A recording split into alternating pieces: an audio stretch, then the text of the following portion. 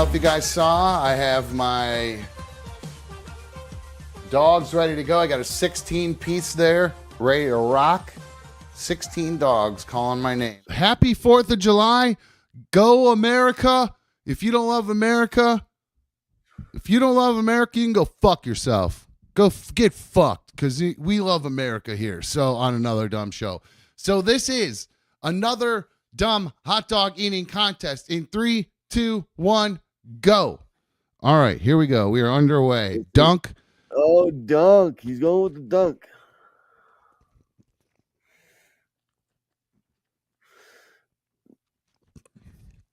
Oh, man. One dog down in 13 seconds. He's on pace for 147 dogs in 12 minutes. Sorry. Hey, man, I'm fucking with you. You got to be careful with the chews, though. That's the thing. Yeah, I don't want a guy to choke on a dog.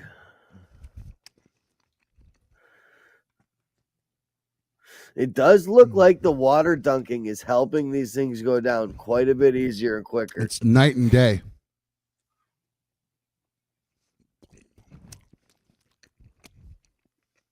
Now, were these all? Did you microwave these? Did you throw them in a frying pan? Just semi-cooked? I looked up the rules on how they cook them.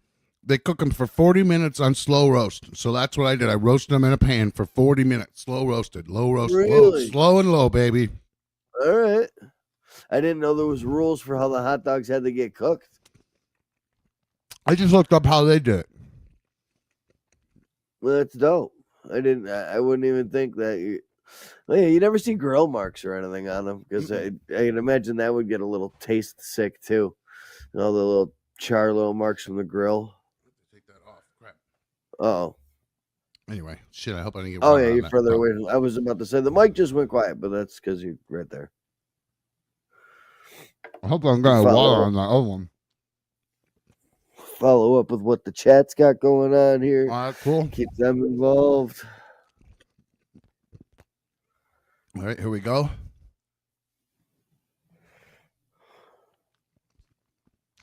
It's so cold, the water. I was about to say, did you go? Was it out of the fridge? Yeah, I grabbed it out of my fridge. You need some room temperature water. I know. It actually surprisingly isn't. This isn't terrible. I don't hate this. You guys gonna be at family gatherings now, eating hot dogs, dunking them in water.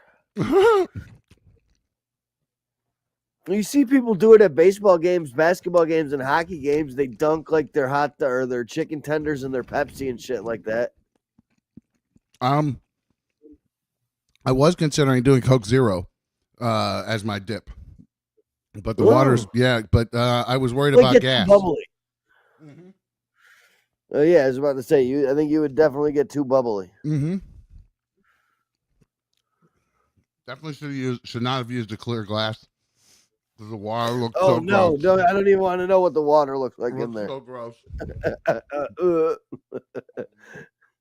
Chocolate starfish in the hot dog flavored water. Don't make me puke, dude. I was just saying the album title. It was relevant. I got 6 down in 3 minutes. Oh, he's cooking.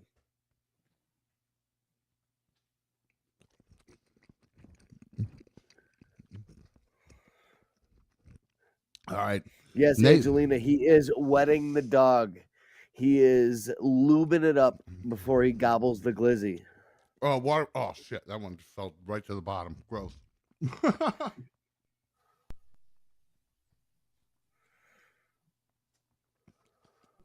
Frozen? Yeah, wet and everything.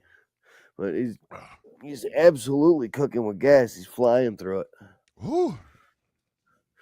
That's his first deep breath. We're 4 minutes in.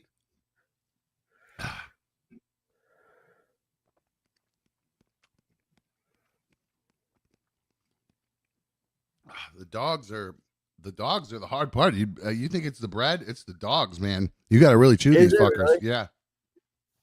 You wouldn't think that you'd have to because they're such small and like diameter. You'd be able to swallow more wholesome chunks of it. You know what I'm saying?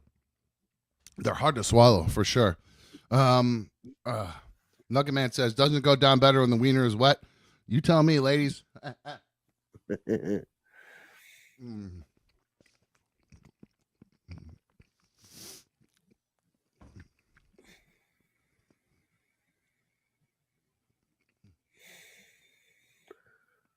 Halfway.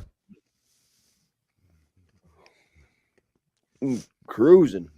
5 minutes in, you're at a lot faster pace than I thought you'd be going, to be honest with you. A lot faster pace. You got this down to a science. With your already chipmunk technique and the small little bites, accompanied with the water, is a dynamic duo of skills. Oh, man. Woo! You can see the hand getting a little shaky. The hand's starting to shake. That's the first sign. Yep, I've watched you eat enough at this point. I know what the telltale signs are. Mm-hmm. The deep breath started, the shaky hand a little bit. Woo!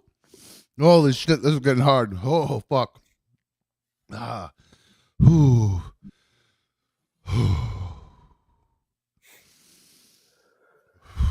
You're ahead of schedule. You're doing good.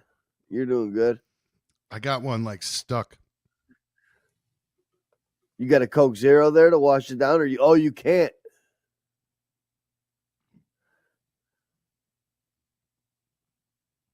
It's like stuck halfway down my esophagus. It won't go down. I'm not choking. It's like past the choke point, but it's like just But sitting. you can feel it. It's like the hot dog's turned sideways. Ah, fuck it. Yeah, like you ever eat a pill that's big and like it gets stuck when you go down. You can feel it in the back of your throat. It's like mine's like it's like all the way down here. Oh yeah, I needed that. There's room for 4 more dogs. Room for 4 more dogs. What are we through now? You got to be 12, 10. Uh-oh. That was a quick little 7 left. So that means I've downed 9. A 9. Okay. Ooh, good math there. I can't do math right now. This is getting hard right now, guys. Holy shit. Okay.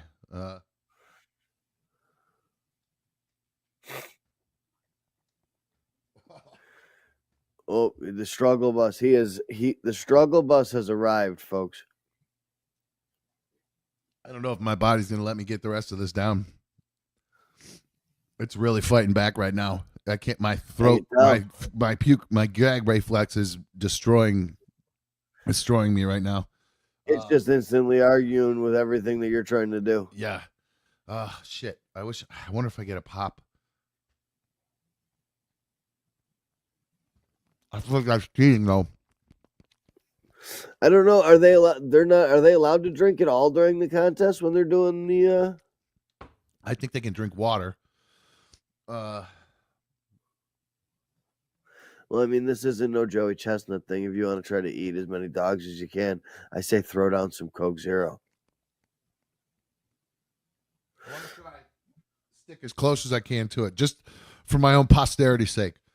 Just so I know how good I could do. Not good, even close to people like this. It's crazy. Yeah, I don't even remember what their time frame is when they have it's like 15 minutes or 12 minutes. 10. 10 minutes is 76 dogs. I don't know how I don't know how he does it. Superhuman. Oh, by the way, I saw a little Batman Easter egg today. Christopher Reeve Sub's gonna have a cameo in the movie. Superman, yeah. Yeah, it's dope. Saw a little article on comicbook.com or some shit like that today. Yeah, it's all over everything Cleveland here, so you can't help see it. Oh yeah, it's about yeah. You guys are right in the thick of things. Mm-hmm. And have you been down there yet?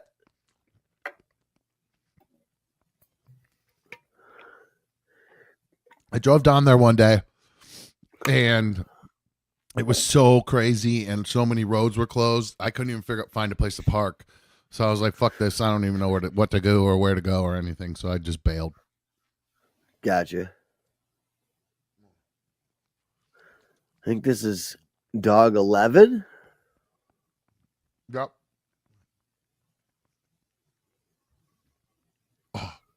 Just about to hit the 10-minute mark. And my little theory always at 12 minutes is when your body starts to argue with your brain. It's already there. You sped the clock up a little bit. Fuck. You threw a full glass of water too?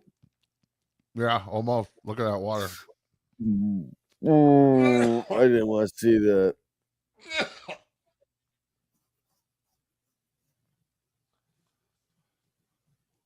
That's all she wrote. Yep. I can't get this one down. Stamp. Boom. All right, so we got 11 dogs in 10 minutes or so. Whoa, fuck. 10 minutes, 20 seconds when you said done for sure. Whew, fucking A, man. That was fucking brutal. That was impressive, though, dude. That was impressive. Thank you. I know you didn't get the volume that you wanted, dude, but the overall speed was straight up impressive. Thank you. I appreciate that. I think I wish I would have done more of these kind of how many can I do and what amount of time challenges back when I was fat. Before it was like I'd have some outrageous number I'd have to hit. You know what I mean? Like that kind of shit. Like now it's just like unreachable type of goal. Now it's just dig and go. See how many you can get in a certain amount of time. So, all right, 11 dogs in 10 minutes. The body shuts down at 11 dogs for me. I don't know how that the body started to shut down at like 8.5 dogs for you is when your first little oh man. The sodium kick has already started. Oh man, that is it. I forgot how much I hate this feeling. Sodium toxicity is not a fun feeling. It's not like definitely does not get you high.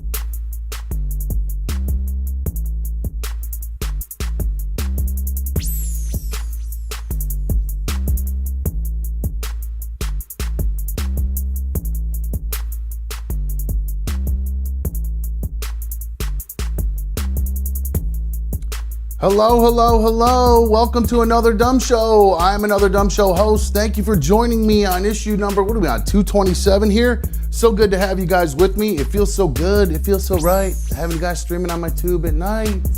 You know how it goes. So good to have you. Hit that thumbs up if you've not already taken a second to do that. I would greatly appreciate it if you hit the thumbs up on tonight's issue. If you are not watching live, make sure you comment on tonight's issue. We got a great show for you tonight. I'm very excited. And shout out to the League of Dummies. That's our live chat here. If you would like to be a part of the live chat, just subscribe to the channel and you can be a part of the live chat in about 10 minutes after that. So welcome to all of you. I am excited about tonight's issue. We're going to have our first official interview coming up at about 20 minutes. So that's pretty exciting. I'm pretty pumped about that. I do see my main man, Mikey, is here with us. What's up, dude? How are you? What's up, buddy? How you doing, man? Good. I love the Superman escrow you got hanging down there. You look fucking I sweet. just noticed it just kind of popped there, and I was like, oh, whatever, I'll keep it. I think it looks good, man. Until If I could rock stuff like until that, it I would keeps do that for sure. until it starts like tickling my face, and I'm like swatting like a cat. You know what I'm saying? Which is now okay. I'm done with it. All right, good. Now it's gone. All right, gotcha. Well, I liked it. It looked cool to me. How was your day, man? I talked to you Good. earlier. You're doing crazy work schedule right now. I am right now. Yeah, I'm doing a little bit of both things. I'm working a little bit of after hours stuff. I'm working my regular schedule. I'll make a little bit extra money. I am currently shopping for a 5-day trip to Austin, Texas in October. Whoa, you're pulling the trigger to go down to Austin to see Kill think Tony, so, huh? dude. And Adam the whole Ray run. is doing a live week, or not Adam Ray. Ryan Sickler is doing a weekend at the Comedy Mothership. So it's Ryan Sickler and friends, which will mean a bunch of regulars and stuff like that too. Jordan Jensen is going to be there. She's a famous female comedian. She grew up in Ithaca, New York, which is only about 2.5 hours, 3 hours from here. You are fully immersing yourself in this whole Kill Tony, Joe Rogan world at this point. Just comedy in general. I mean, yes, Yeah. the epicenter is Joe Rogan and Kill Tony. Yeah. But I mean, I've always been such like a comedy fan. Like I remember when I was a kid watching like Robin Williams live, or my father turned me on to watching Richard Pryor live at the Sunset Strip, stuff like that.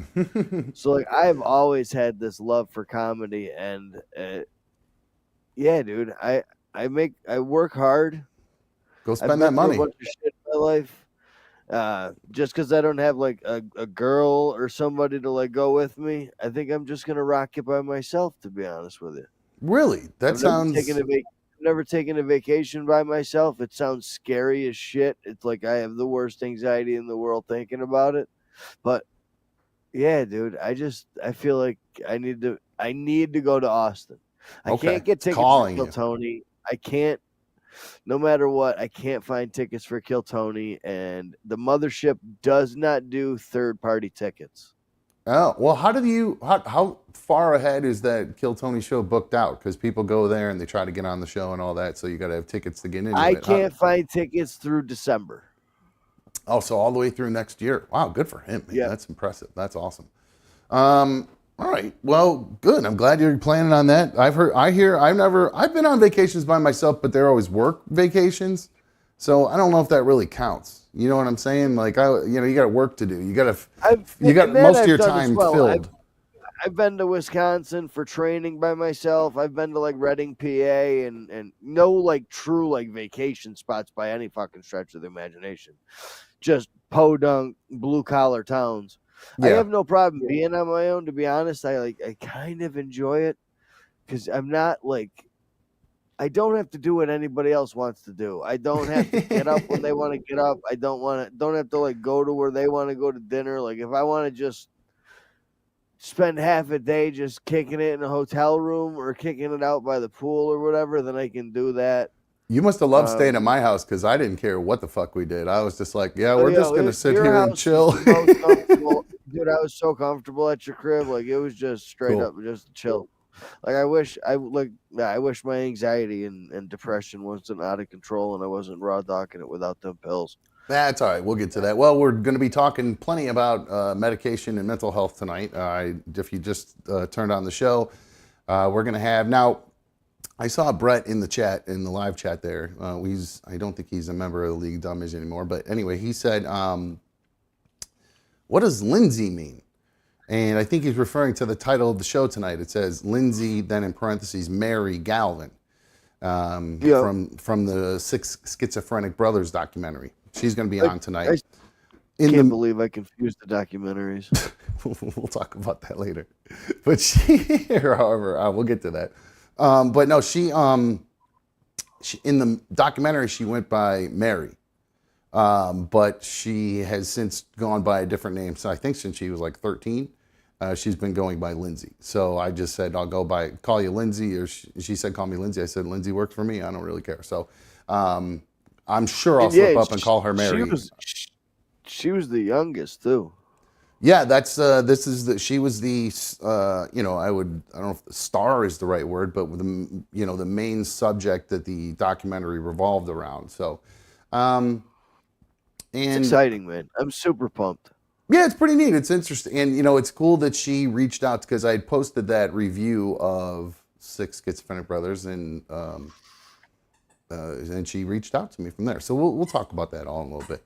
But I give Tyler also said good luck with today's issue. He says he's excited for the interview with Mary today, and I do believe I don't know if he's a super.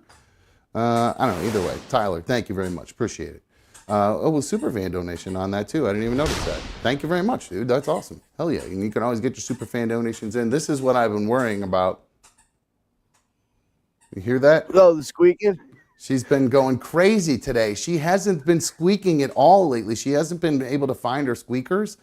But today, of all days, she decided she's going to go squeaky crazy. Well, and you might have to ground her from the squeaker for a little bit of time.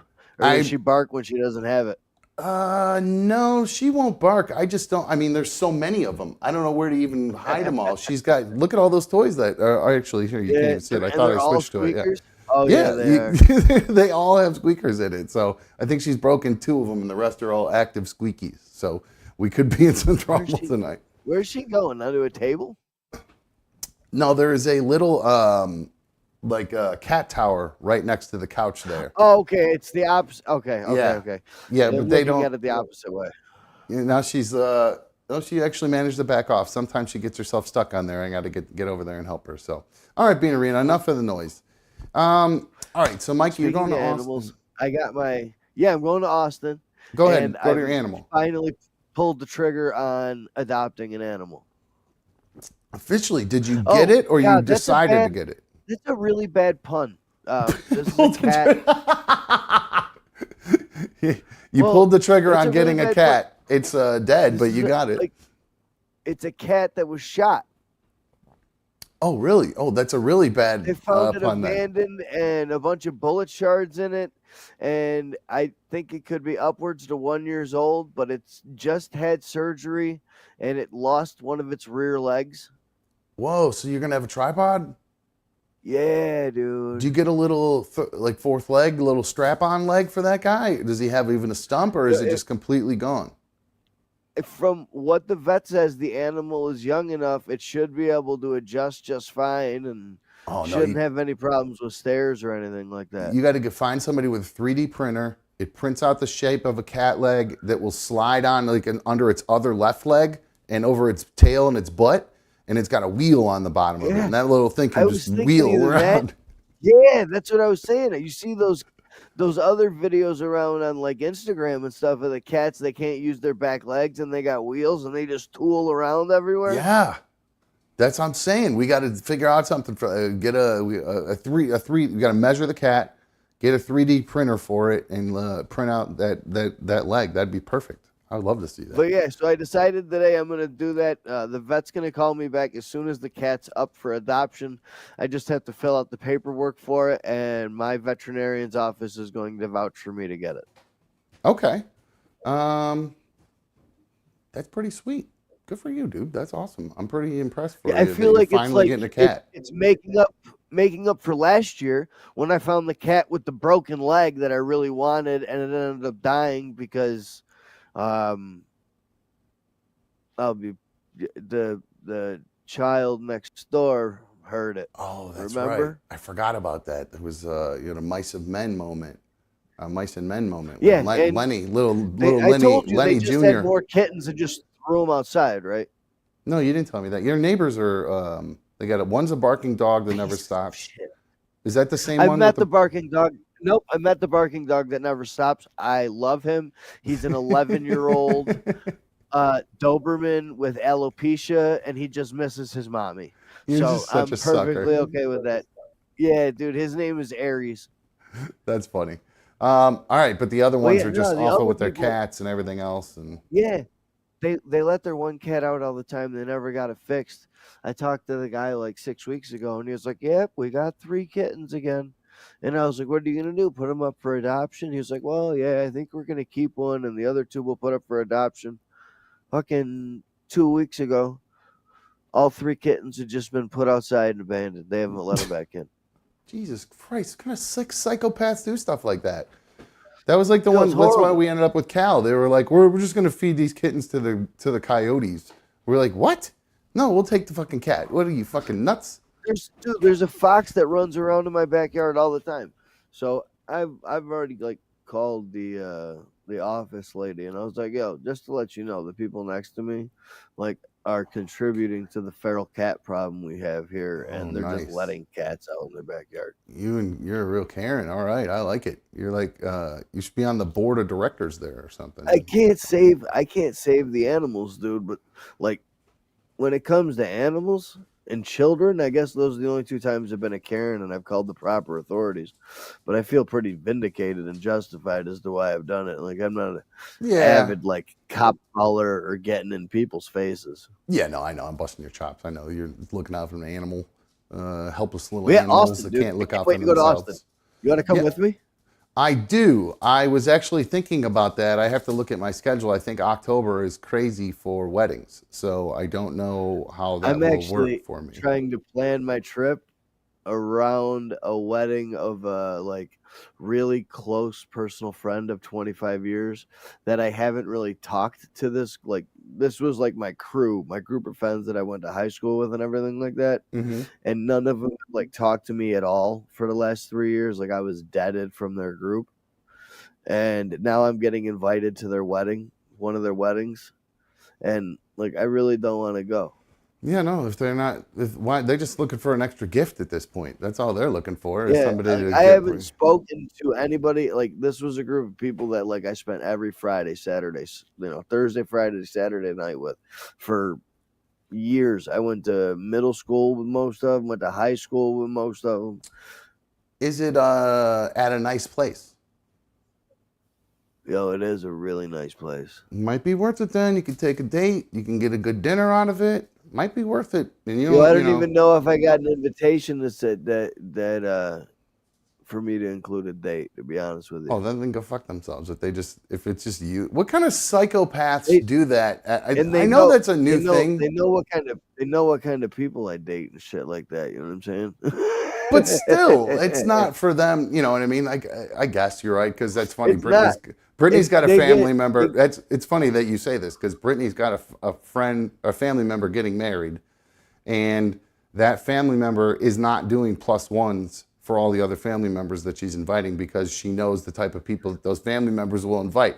Just like you just said, she's totally just keeping it real tight, small group, just the ones that I want coming. Don't bring your +1s, your weird, trashy +1s or anything like that. So, all right, I guess I can kind of understand that. But I wouldn't want to go. I'd be like, no. They sent me a save the date last year and everything like that.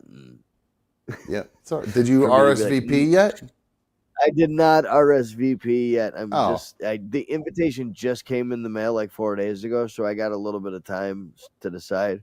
Okay. But everything in my life is being like, no, why even go and talk to these people? Like, I got nothing in common with them. They all kind of like turned their back on me because of the lifestyle I was living, and they all went their cookie cutter, white picket fence, get married, have kids, hate each other, talk shit about everybody else. But maybe that would be good to go hang out with people like that. Might be a good influence. Maybe they include you back in the group and they're good people, and you choose to maybe make better decisions because you're hanging out with people that are a little more. All heavy drinkers. Oh, that's not good. So they judge you for opiate use back in the day, but they are heavy alcoholics. Okay, that's perfect. Yeah, and the fucked up thing is all their husbands used to hit me up for all the hard drugs and shit and used to get down. Well, yeah, behind the scenes, and yeah, I'm sure late night after the bar or whatever, they're hitting you up, and then you're the bad guy about it. And okay, well, it's interesting that you're still getting. Maybe that's why you're getting invited. They're thinking you're going to show up with party supplies or something. So I don't know. Well, I know it's not quite 7:30 yet, but I did notice down on my screen that it looks like Lindsay Galvin from Schizophrenic Brothers is already on the VMix call with us. So, guys, without further ado, let me make sure I have this mic turned on. Here is, I'm calling her Mary probably already. I mean to be saying Lindsay. Hello, Lindsay. How are you? Welcome to another Dumb Show. What's going on? Oh, hold on. There's your audio. I'm just hanging out in the backyard. What's I going on there? I love it. It's beautiful. You were in Colorado, right? I can't remember what's it, Yep. outside of Telluride is where you told me you were at earlier. Yeah. Ridgeway. Ridgeway. Ridgeway, Okay, Colorado. that's Yep. great. So 1,200 people. that's a little town. I think that's probably. I grew up in a very little town myself called Chagrin Falls here, and I don't think we had. I don't know how many people we had. Maybe 4,000 or 5,000, something like that. It's a smaller town for around here as far as suburbs go. But it sounds like you're in more rural area. That's. I mean, what do you got? Like 10 people graduating in the high school at a time, kind of deal. Yeah, we have all sorts of diversity. We have ranchers and farmers. So I'm assuming now. How does I probably? It's a weird question to start with, but in Colorado, I immediately think that's hardcore liberal country out there. But then you mentioned ranchers and cattle country, and then I think maybe not so much, more conservative leaning and things like that. So that makes Colorado's pretty interesting. The urban areas are super liberal, but you get outside of Denver, Boulder, and it's pretty conservative. that's how it is around here. Cleveland and Yeah. Columbus, big cities, pretty liberal. I guess that's how it is in most states Yeah. anyway. Yeah. I Well, think we're go ahead. I'm sorry I because interrupted none you. of the tax dollars go to the liberal areas. They all go to the cities. So the people in the rural areas have rural rage, which is really not rage. It's That's actually it's just frustration, I think. I just watched a thing on the news the other day. There were some very liberal authors on who wrote a book about rural rage. In fact, Yeah. I just learned about this. I didn't know this was a new catchphrase for the whole in part of the political spectrum was rural rage. I didn't know that, but it's understandable. Yeah. I read an article in the Atlantic last week about it, and the book, The Rural Rage, it was sort of a gal poli sci professor from Madison wrote an article on it for the Atlantic, and it was about how it's not really rural rage; it's that none of their bridges and roads get fixed, and then you cross the border into a city, and everything's like pristine, and they're like, "What the hell?" Right, we got to get our tractors from one place to the other without them falling into the river. But they don't want to pay tax. They don't want to pay taxes All right. Well, to enough fix about their all roads and that bridges. Anyway, sorry. boring politics. No, that's all right. I didn't mean to interrupt you. I talk politics on the show and I get yelled at, so I should probably switch. Oh, no worry. So we No talked worry. about we were just talking about an author there for a second, and the documentary Six Schizophrenic Brothers, which you were, I guess, kind of. I hate saying the star because that's a silly word to use, but the Narrator. main narrator subject of the documentary. Yeah. Which for those who are interested or haven't watched it yet, it's available on the streaming service Max is where I watched it, and I'm sure you could probably find it other places, but that's where I found it. And it's Discovery. Discovery. They were who initially created it, correct? Correct. I think they got all lumped together, Max and Discovery and all that, into Mm-hmm. one big conglomerate and everything. So at least that's where I found it was on Max. It was 4 episodes long, probably the easiest binge watch easy in the easy in the sense that it went by very quickly. Not easy for somebody who can relate to you and the story you have in very roundabout and distant way. So we kind of talked about how you're in Colorado now. That's where you grew up as part of a big, huge Irish Catholic family. You had 12 people in your family.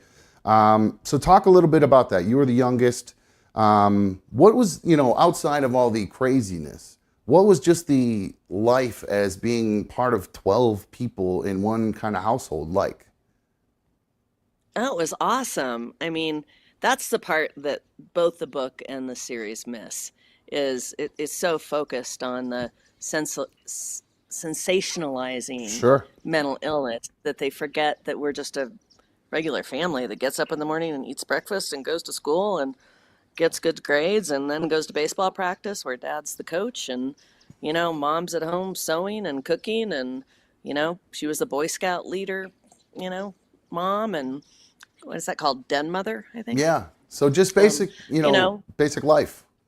Yeah, basic, Like, basic big family life. You know, we all played sports. We all um, were expected to get good grades and behave. I think the behave part was the most challenging for us. Um, I think we all got A's in every subject except what is that? Conduct. Conduct we were lacking. now, where do you think that that came from? Because you guys, now, real quick, there were 12 of you. Right. I was going to read off all 10 12 boys, names. 2 girls. 10 Yeah. boys, 2 girls: Donald, Jim, John, Brian, Michael, Richard, Joseph, Mark, Matthew, Peter, Margaret, and you, Lindsay. That's pretty good. Yeah, I wrote them down because there's too many. I was going to go back and forth. And then, Donald, Dim, John, Brian, Bob, Rich, Joe, Mark, Matt, Pete, Mark, and Mary. yep, I was trying to memorize them. I wanted to impress you, but I knew I was going to flub it. But so I just said I was going to write it down and read it. So you kind of mentioned that you guys had kind of conduct issues. And I kind of was a little bit surprised by that because your dad was an officer in the Air Force. He actually was one of the founding fathers of the Air Force Academy in Colorado, which is pretty cool, actually. There's something really neat about that, actually. I found I would be so impressed with my dad. And my dad's great, I love him, but I mean, that's, he didn't do anything super duper cool like that. So it led to a pretty unique life for you guys because he was an officer, helped found, and when I say unique, I guess the documentary made it seem as though you guys were living a life of wealth and prosper and doing all of these high society type events is the way that they portrayed you guys in the documentary.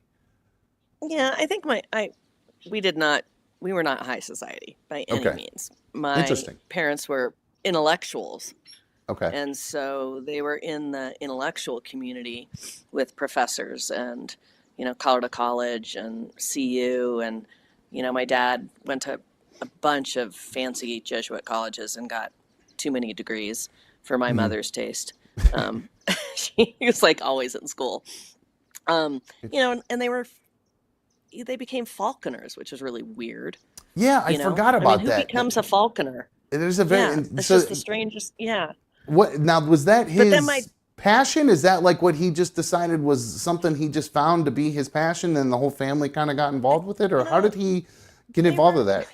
They were from New York City. They moved to, Cowtown, Colorado Springs in the 1950s. They were bored out of their minds because my mom was, grew up going to opera and ballet and symphony. So they just didn't have anything to do. And they met this guy by the name of Doc Stapleton, who was a professor at Colorado College, and he was into it. And so he got them into it. Their first house was right by Colorado College. And so they just learned from him and thought it was kind of cool. And that's how it went. And then he started the program at the Air Force Academy, the falconry program. Now I'm watching right as we started talking about falconry, all the birds started going crazy right behind you. I don't know if you realize it, but it was like they all started coming in at the same time. It was really weird. Is there a falconer trying? Now, wasn't that what they do? They scatter birds. Isn't that what a falconer does? Because I think I remember being on a beach in the Bahamas. Okay, so that's why because I was small game. They hunt small game. What would the Air Force have them for? Just to keep them off the base? It was their mascot. Oh. So they were trying to come up with a mascot for the military. And so my dad, they wanted to use the frigate bird, which is just the nastiest bird. I don't know if you've ever seen frigates, like when you go to like the tropics, they're just a horrible bird. They steal other birds' eggs, and maybe the Air Force should have been the frigate bird, because that's kind of, going back to politics. But anyway, my dad and General Harmon kept going back and forth kind of as these joking letters that I actually still have about what the mascot should be. And my dad wanted it to be the falcon. And he said, well, can a falcon take down a donkey at a Army Air Force game? My dad's like, yeah, you bet. That was it. That's pretty neat. That's a neat story. Now, all right, so because I was wondering how that came about. So they just happened to get into it while they're in Colorado, and then he transferred it over to the Air Force and then made it the mascot. That's, wow, your dad was quite an impressive fellow. That's pretty neat. Well, and the hobnob stuff that hobnobbing stuff just came because his second career when he left the military in the mid 60s was he was a lobbyist to bring funding to the Rocky Mountain region for economic development. Right, I remember So seeing that. So that's, you know, that was, well, that's kind of what I took from it, that he was an intellectual. He was a person who was very philanthropic. In fact, I mean, that was what he did for a living, was, raise money for charities. So that's pretty cool. But even being kind of you would think he'd be an authoritarian. But it seemed like, according to, again, everything I'm taking is what I'm getting from the documentary. So I apologize if it, didn't cast the things correctly, but it kind of made him seem like a bit of a pushover to your mom. Like your mom, not pushing her over, like she was such a strong-willed woman that he kind of would allow her to make decisions, and he kind of just went, okay, that's whatever you say, honey, kind of a thing. That's the way they presented it, in my opinion. I think she fought him pretty hard on not kicking the schizophrenic, my brothers, as they became ill, out of the home. Okay. There was nowhere for them to go after 1963, and the institutions, federal funding for the state mental hospitals was taken away. Okay. And that's why we now house them on our city streets and in our prisons, because there are no places for them to go. Sure. You go to a private hospital and they'll keep, you have had a major psychotic break or you're being early diagnosed, they keep you for 10 days and then send you home and expect you to be fine. And most families say, screw it, I don't want anything to do with this. And they live on the street. And my mom was just adamant that not be the case. And, the minute they got ill, that's where the documentary fails. It wasn't like it was violence 24/7. The minute one of my brothers went off their medications and became unwell, they went to the hospital. Okay. Now yes, we had incidents of violence in the home, which I think is not uncommon for many families who have folks with severe bipolar or severe depression or autism. Mm-hmm. They're just kids. So when they're autistic, they, nobody cares. But these, schizophrenia doesn't develop until your mid-20s. Or late teens, mid-20s. And so everyone's like, oh, they're just high on LSD. Right. No, they actually are seeing and hearing voices that aren't there. That was my experience growing up, and we'll talk a little bit about, I mean, that sentence right there is a sentence I heard over and over and over again. But my aunt read the book, and she said the same. She said, I didn't like it. She said it painted people with schizophrenia as being violent, and she didn't like that at all. So, excuse me. So she tried to. Because I told them after I watched the documentary, I immediately called my mom and said, "You guys got to watch this. You got to watch this." I go, "You need to watch it, and Kate needs to watch it. Everybody, and Pat, because I have my mom was born in a family, Irish Catholic family." But it was three girls and one boy. Would have been many more kids, but my grandma had a bunch of miscarriages. So they were aiming for 12. They just didn't quite get there, unfortunately. Sadly. But my aunt and my mom both refused to watch it. They said it's too hard. Good. Mm-hmm.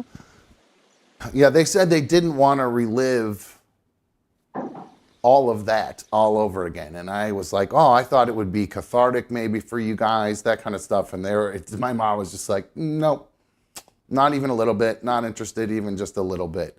And my uncle, I think I mentioned this to you in the email, and thank you for emailing, by the way. That was a really flattering, nice surprise to get that email from you. So thank you. But my uncle Tiger, he had schizophrenia. He's since passed away. I don't remember exactly where I was going with that. Your mom not wanting to watch it, which I totally respect. Yeah, because I don't enjoy reading books about other families' schizophrenia. Really? Okay. See, I don't know. It might be I think I have when I was younger, I was scared to death of it.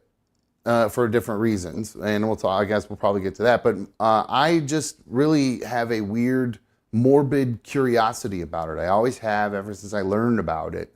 And there's a weird, I hate to say the word obsession, but just when I start to think about interest, it, yeah. well, I ruminate about the cause and the triggers and all of that. And I started doing dime store analysis of anybody I've known who's ever had it and what caused it and blah, blah, blah, blah, blah. So I spend a lot of time getting wrapped up in that. But we'll talk more about that. Yeah. I just want to kind of go back to your mom. Did she work at all, or was she at home with the kids all the time, full time? She was full-time. working her ass off at home with the kids all the Sure, time. that was the wrong way to put it. I I hate think saying it like Mark, that. like my brother Mark calculated one time how many pairs of socks she folded. Some like crazy number. Yeah, I guess that was She didn't want anyone in her laundry room. That was a sexist way to put it. I apologize. No, don't worry. We had a hot meal on the table. We had breakfast every morning. Our lunches were made. We all wanted hot lunch, but they were like, no. Those were the kids that got hot lunch. My parents didn't. Like at school or whatever. She was like, no, we're making you lunch. My parents were too bohemian. Yeah, they were like, no, you're not eating that crap out of a Cisco truck. Interesting. Well, hearing you talk about your parents really does paint a very different picture of them from the one that was painted in the documentary. How much involvement did you have in the creation of that documentary? Apparently not enough. Yeah, it sounds like. So it seems like you kind of have a kind of a sour taste in your mouth about the whole thing, a bitter taste in your mouth about the whole thing. I think I thought that when it was Discovery, it would be a little more focused on being educational. Sure. And a little more intellectual and focused on perhaps the research and the causes. And, my brothers really wanted the opportunity to diss the system that has really, really been extremely harmful to them, as you probably could see. Sure. Long-term use of antipsychotics is brutal. Being in and out of hospitals is more traumatic than the disease itself. And I thought they wanted that platform, and they weren't given it. Yeah, and they not only that, but then they were put on there saying they didn't have it, which is a coexisting condition called anosognosia. So that really pissed me right off, because we had talked about anosognosia before the series, before we filmed it, and they assured me that would be explained, and it wasn't. And that is a condition that makes you unaware that you are affected by schizophrenia. You just don't know that there's anything similar to dementia. You don't know that you don't Alzheimer's. Know. Yeah. Wow. Which makes me wonder if there's some sort of connection between all of those three. If something like that exists, there is. It really seems like there might be some sort of strange connection there. Check out this company called Karuna Therapeutics. They are working on a new drug that is both for schizophrenia and Alzheimer's. I just saw a podcast the other day. It was actually the Joe Rogan podcast. He had somebody on talking about Alzheimer's and Parkinson's, and they are coming across, they found that it might be a type of diabetes in the brain. Like a type 4 diabetes, which is just like so mind-blowing that they're making steps, or they're making actual almost leaps at that point. Endocrine. My husband's sitting right here. Endocrine. Rich, right? Immune system. Get it right? Rick, yeah. Rick, sorry. Yeah. Damn it. He can come say hi. Yeah, please say hi. Endocrine and immune system, immunotherapy is a big part of it. Like I was a keynote at the International Schizophrenia Research Society conference, and the immune system stuff, research in that is really big right now. Interesting. But schizophrenia is an umbrella term. It's like, what's the reading disorder that kids? Dyslexia. Dyslexia is an umbrella term. There's lots of different kinds of dyslexia. And schizophrenia is just a collection of symptoms, but everyone presents differently. Okay. Like I did a talk in Spain with a bunch of psychiatrists in March, and what they wanted me to talk about is how each of my brothers' schizophrenia presented differently. And it was a really hard talk to give because they're all individuals. And so like some of them were, freaked out by it more so than others. Some were more aggressive than others. Some were more isolating than others. Some didn't hear or see voices, but just had delusional thinking. So two of my brothers never had audio or visual hallucinations, so they were technically diagnosed schizoaffective Which because their two thinking. brothers were those? Jim and Peter. Okay, Jim and that's Peter were oh, schizoaffective. Peter's never heard voices or anything like that, despite them showing him saying that he thinks he's Saint Peter the Great in the documentary. Do you think that's him grandstanding? Delusional thinking. Or delusional thinking. Okay, now that's different than hearing voices that... Okay, now that's interesting to hear the different definitions of Can I this. tell you that Matt and Peter were messing with all of you? Okay, now I have a question on here. Peter made me laugh out loud because your mom and Peter kind of butted heads, right? Yeah. Okay. Yeah. And when Peter and another one of your brothers, I can't remember which one, I think it might have been Richard, said that you guys in the documentary said that you guys were supposed to be like the Von Trapp family from the movie The Sound of Music.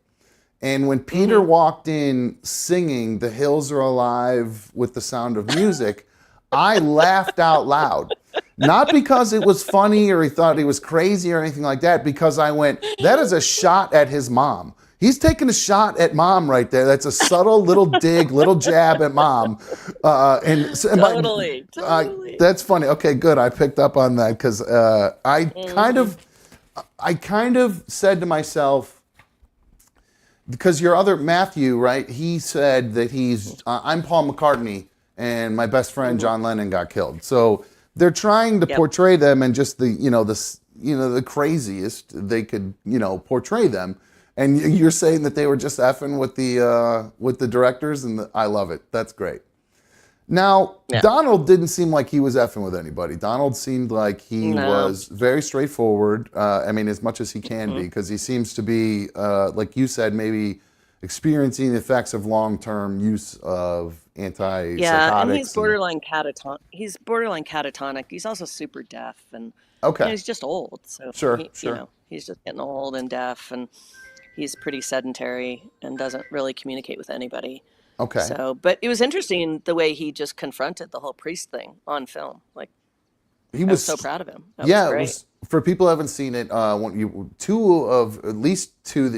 admitted that he'd been molested by a priest who used to visit your house, Father Freudenstein, I think it was his Freudenstein. Freudenstein, so excuse me. Freudenstein, yeah. So Freudenstein would take many of your brothers on little overnight trips, and you believe that your brother Jim was a victim of his as well, and maybe even Peter as well. I can't remember, or was Matthew? Jim and Brian. Brian, would be my guess. Brian, okay. Yeah, only because Brian was the one that committed suicide and killed his girlfriend, and my parents didn't know that my brother Brian had been diagnosed. That was only found much later in his medical records, that he had actually gone to a psychiatrist in California without my parents' knowledge and been diagnosed. Really? And they had no idea. So he was 19 or 20. He was 22 when it happened, right? Because so for people that haven't seen it, Brian is one of your brothers who sadly the illness got the hold of him so badly that he became violent, and he shot his girlfriend and killed her, sadly, and then took his own life, sadly, as well. And I did have a question about Brian here. Where did I have that question?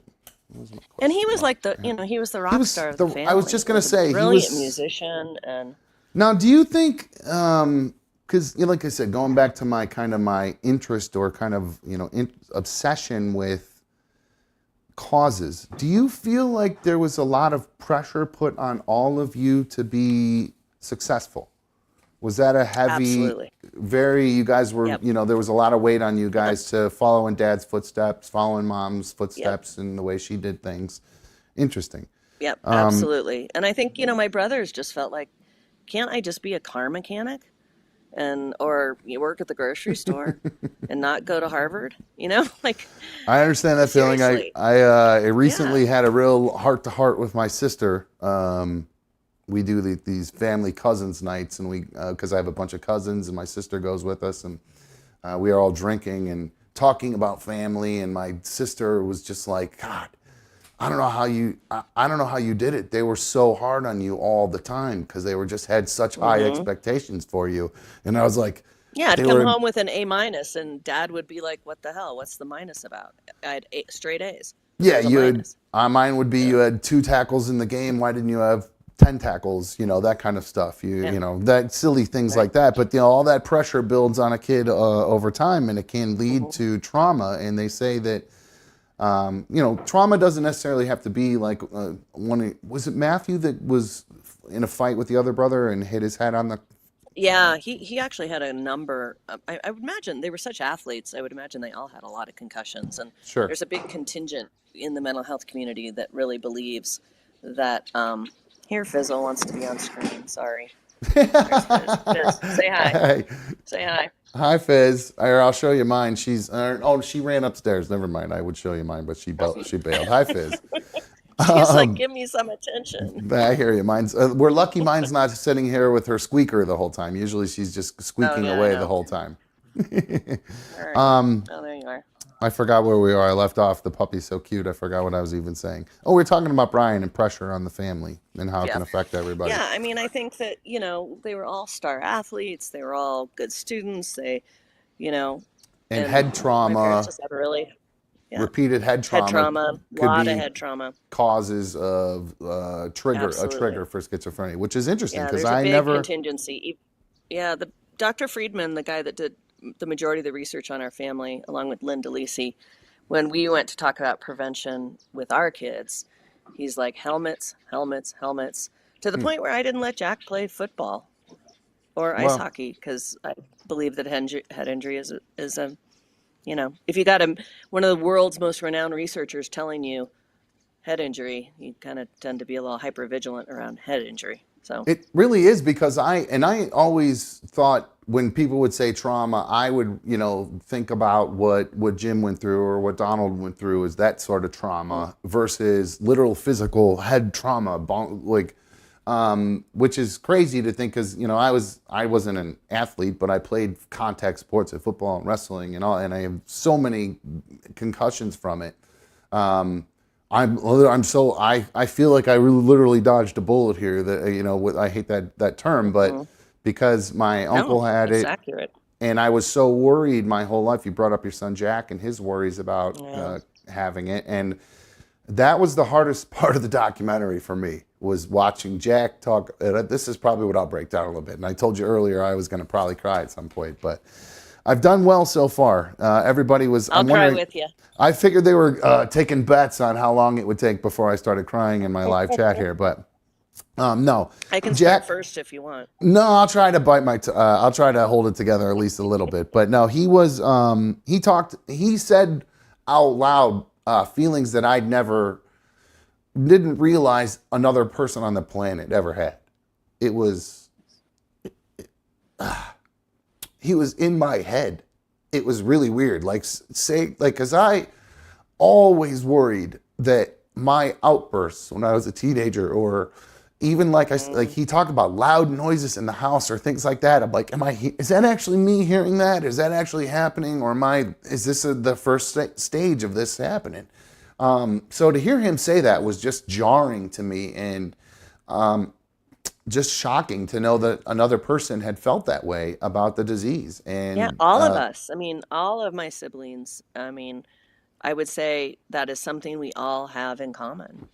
I bet. That we grew up waiting for the shoe to drop, And it was like that you couldn't be angry, you couldn't be sad, you couldn't be pissed. I mean, you couldn't have emotions because if you did, that might be mentally ill. Yeah, and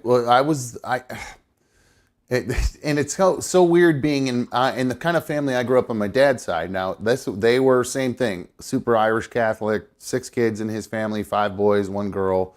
So that's where kind of the similarities in our families kind of ran together here, and I kind of felt that's where it kind of drew me into this documentary. A lot of the similarities. And his side of the family was the opposite of my mom's side. My mom's side talked about mental illness nonstop. It was always about schizophrenia. It was about my mom's depression, what's going on with me, other family members. It was other families' alcoholism or whatever. It was just constantly some sort of mental illness thing on her side. Multi-generational trauma. Yeah. Yeah, I heard that term so many times. I heard about Al-Anon so many times, all that kind of stuff. But on my dad's side, complete opposite. It's man up. There's nothing wrong with you. You are, pull your. Well, my grandpa. That was my dad. Yeah, there was That no was my room, dad. Yeah. and my dad would go so far as to say, he would say to me, when I would act up, he would say, "Do you want to end up like your Uncle Tiger? How do you think that's going to how do you think this makes us all look?" And it would just be like, geez, oh man, Bingo.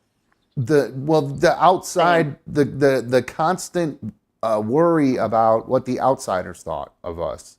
I wasn't allowed, like I never ended up getting any help when I was, because like I've gotten help since I've been an adult and gone on medication and for not schizophrenia, but for just a wee bit of bipolarism.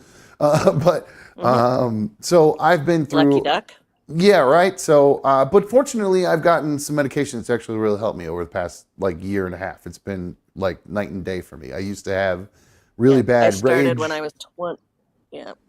I started on medication when I was 25, and I was like, wish this had been invented when I was 15. But it was so stigmatizing to take something.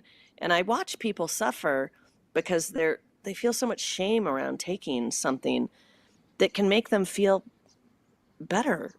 Well, this is why I resist. That's the exact reason I resisted it until I was like 44. I'm 46 now. So I resisted it the whole time because I really believed that my family looked down upon me if I admitted that I had a mental illness. Since then, it's been a great revelation, honestly. It's because since I got help and fixed there, as far as I'm concerned. Why do you think the suicide rates in teenagers are through the roof right now? Social media, the shame, number one. Yeah. But which but leads also leads to parents depression. And shame Yeah. It's a huge problem because I never went and got help, nothing when I was younger. I just, I was just raw dogged it and powered through the whole thing just to try to not look bad to other people. And the more open and honest I got with myself about it, the better off I became. So, which sounds like that's what happened to Jack because he went through the wilderness therapy after he had a really bad set of incidents for a while. Now, I have to ask you about that. That must have been the hardest thing you and your husband ever had to do, because Jack was kind of out of control at that point. He was abusing his medications, he was abusing marijuana, and he was just kind of out of control. And not that the abusing marijuana makes you out of control, but the ADHD medication. No, he walked in the front door of school and walk out the back. Super smart kid. Just total school aversion. Wouldn't show up. We never knew where he was. We couldn't find him. He didn't show up, for things he was supposed to show up for. It was, and he was young. I mean, super young. That's how old my son is right now. So I couldn't imagine. I'm fortunate. Both my 15 and my 12-year-old boys they're like angels. They're the complete opposite I was. They don't have outbursts, don't get in trouble. They're good grades. They're wonderful boys. Awesome. Which is fantastic. Which kind of leads me back to Jack, because he went from, he was pretty straight laced and doing very well, and then kind of all of a sudden started going through. But was that more chalked up to kind of teenage adolescence, or do you think it was driven by the fear of the illness, or both? I think his first trauma was we moved. Okay. We moved from. He went to a school in Boulder County that was kind of this cool little funky hippy dippy school, and he had a really strong community around him, and we lived in a neighborhood where there were 26 boys under the age of 10, and so they had their gang. It was just this super fun neighborhood. Like, we had a pocket park like typical suburbia, pocket Yeah. park out in front of our house. And there was always a soccer game or a baseball game or something going on out there. And we moved up to the Vale Valley, and I think it just was really traumatizing for him to go into a new school program that was traditional public school. He was bored out of his mind in school, and I think getting in trouble kind of became entertainment for him. Okay, that's understandable. And You know, then but and then it didn't really, the whole trauma of the fear of becoming schizophrenic didn't come out until much later in his life. Maybe it was there all along, and you know, little kids just can't express that kind of thing, but it really didn't seem to come to his awareness until he was like 17, okay. that was what was going on with him and why he was so scared. Was that after the anxious all the time. wilderness? That was after the wilderness therapy retreat, what they called it, which you guys had to essentially kind of trick him, according to the documentary at least. You guys had to kind of get him locked into the car and say, here, we're going. The child, I guess, Kate, right, is your Katie daughter's had name? the wherewithal to put on the child locks. Yeah. That's, thank God, because he Our was daughter. trying to open the door. Yeah, he was trying to open the door on the highway when you guys were on the way there. So, And which then is, Rick had to sleep in front of the hotel room door to keep him from running away. And then he ran away, and Rick had to call the cops to find him. And Oh he was my hanging gosh. out down by the river in Durango with, you know, I mean, buddies he or could have whoever. disappeared into Nowhereville. Did he, You know? Were you guys at that point thinking, I think he's probably on that track right now that he is expressing No. some symptoms at this point? You guys, You know, of course, we were terrified. sure. But he had genetic testing when he was quite young and did not have the mutation. And I don't know why that he didn't get that memo. Maybe he was just too young, or we didn't talk about it enough, or Right. because Kate Roush, my daughter, got the memo that she didn't have the mutation, but Jack was 10, I think, and I don't know why it just kind of Didn't dawn never on it. sunk in that he, yeah. Yeah, God really shanked it when he made that gene, huh? The shank you gene, good one, right? No, that was terrible. Have the doctors kind of talked about, because they say that there's over, you said, I think you told me in the email, there's over 150 different genetic mutations that can trigger schizophrenia, including Correct. childhood trauma, drug use, head injuries, all that kind of stuff. Well, you have to have like the genetic predisposition, kind of like alcoholism. You've got the genetic predisposition, and then you have to drink to make it come to fruition, or you have to, you know, do something like have head trauma, or have, you know, think about all the guys that came back from Vietnam that became schizophrenic, and, you know, from war, or, you know, PTSD stuff, or any kind of major stressors. But the genetic disposition has to exist prior to, and some people have that genetic component and it never Nothing never happens. Interesting. So yes, wow. So if you can be born with the gene mutation or one of the gene mutations that can cause schizophrenia and just be perfectly fine for it. Did you test for it, positive for it, or? Yep, no, I do not have it. You don't? Okay, I was wondering because it was all the the 6 six of us that boys do- did, right? Yeah. And the 6 of us that don't have schizophrenia do not. Interesting. Now, I was also curious about, you had mentioned in your, because I think in the first time I talked about this, I was curious about the family history beyond your mom and dad. And because that's where mine always lies. What were all these people beyond my aunt, my great aunt who had it, and my uncle, and what happened beyond all those people? Who had it? Where did this line, you know, where did it start in the line of people? Because I'm fortunate that on my mom's side, we can go back really far on her, at least on her side. And most of these And people, they have documentation of it? supposedly, it's some of it Wow. it goes back That's pretty surprising. pretty far, but it doesn't. No documentation of the mental illness. Just like that's what I'm saying. Like when I go back and look at most of these people who in their occupations and what they did and things like that, they kind of seem fine. Now my my Yeah. mom's side on my grandma, I don't really know anything about them. So I wonder if it's kind of on coming from that side, I think. And Right.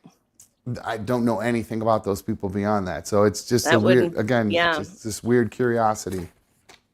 My mom got into this really intensive genealogy work for a long period of her life. And I was wondering if that's what she was digging for now, in That retrospect. that's actually Um, was going to be my next question. If you or any of your family members had ever done anything like that before, to try to see if trace back, yeah. find out, like, can you, because there's so much available now with DNA and going back and I mean, they're finding crimes from people across time, basically.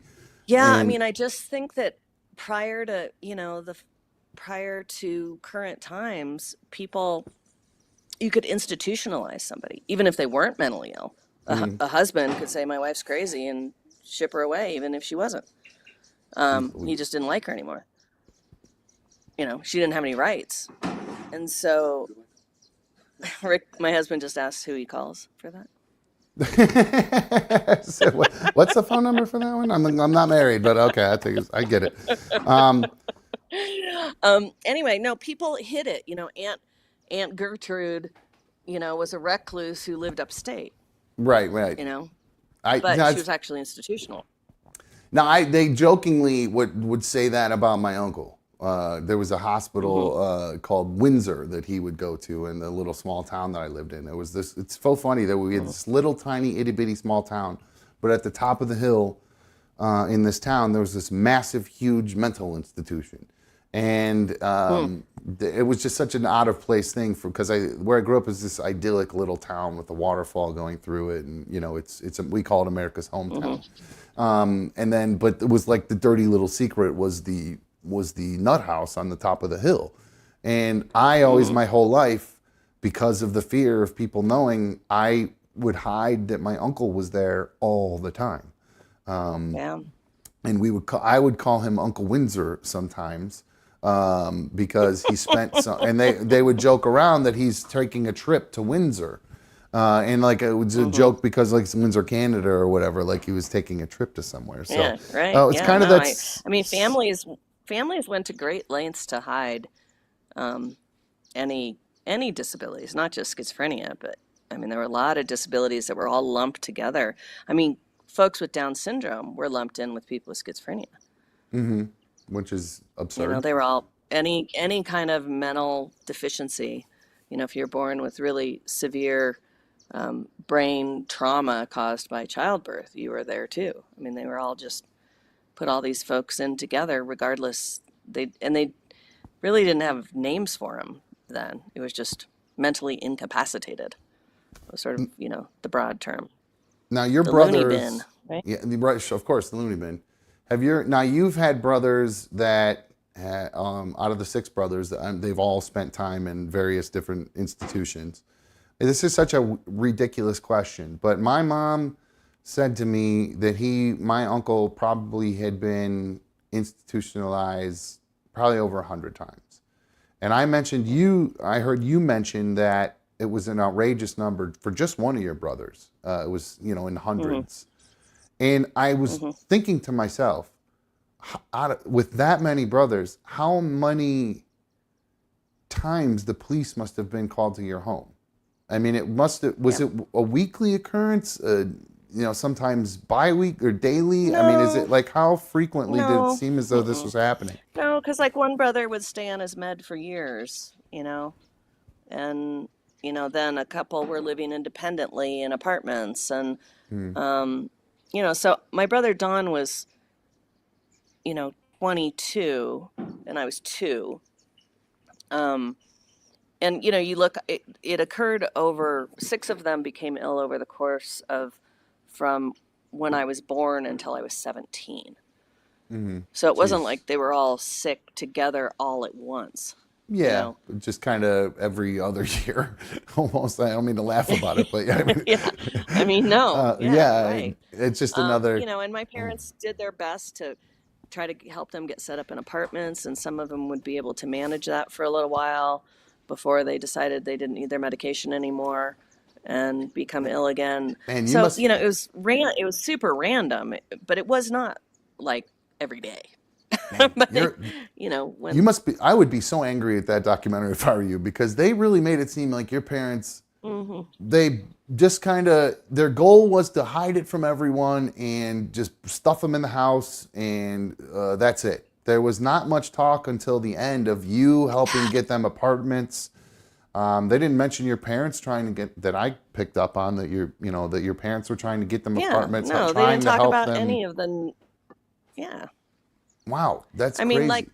some of them would go to community college sometimes and try to, or my dad would try to help them get a job somewhere, or, they never were successful, because it's kind of hard to be successful when now it's different.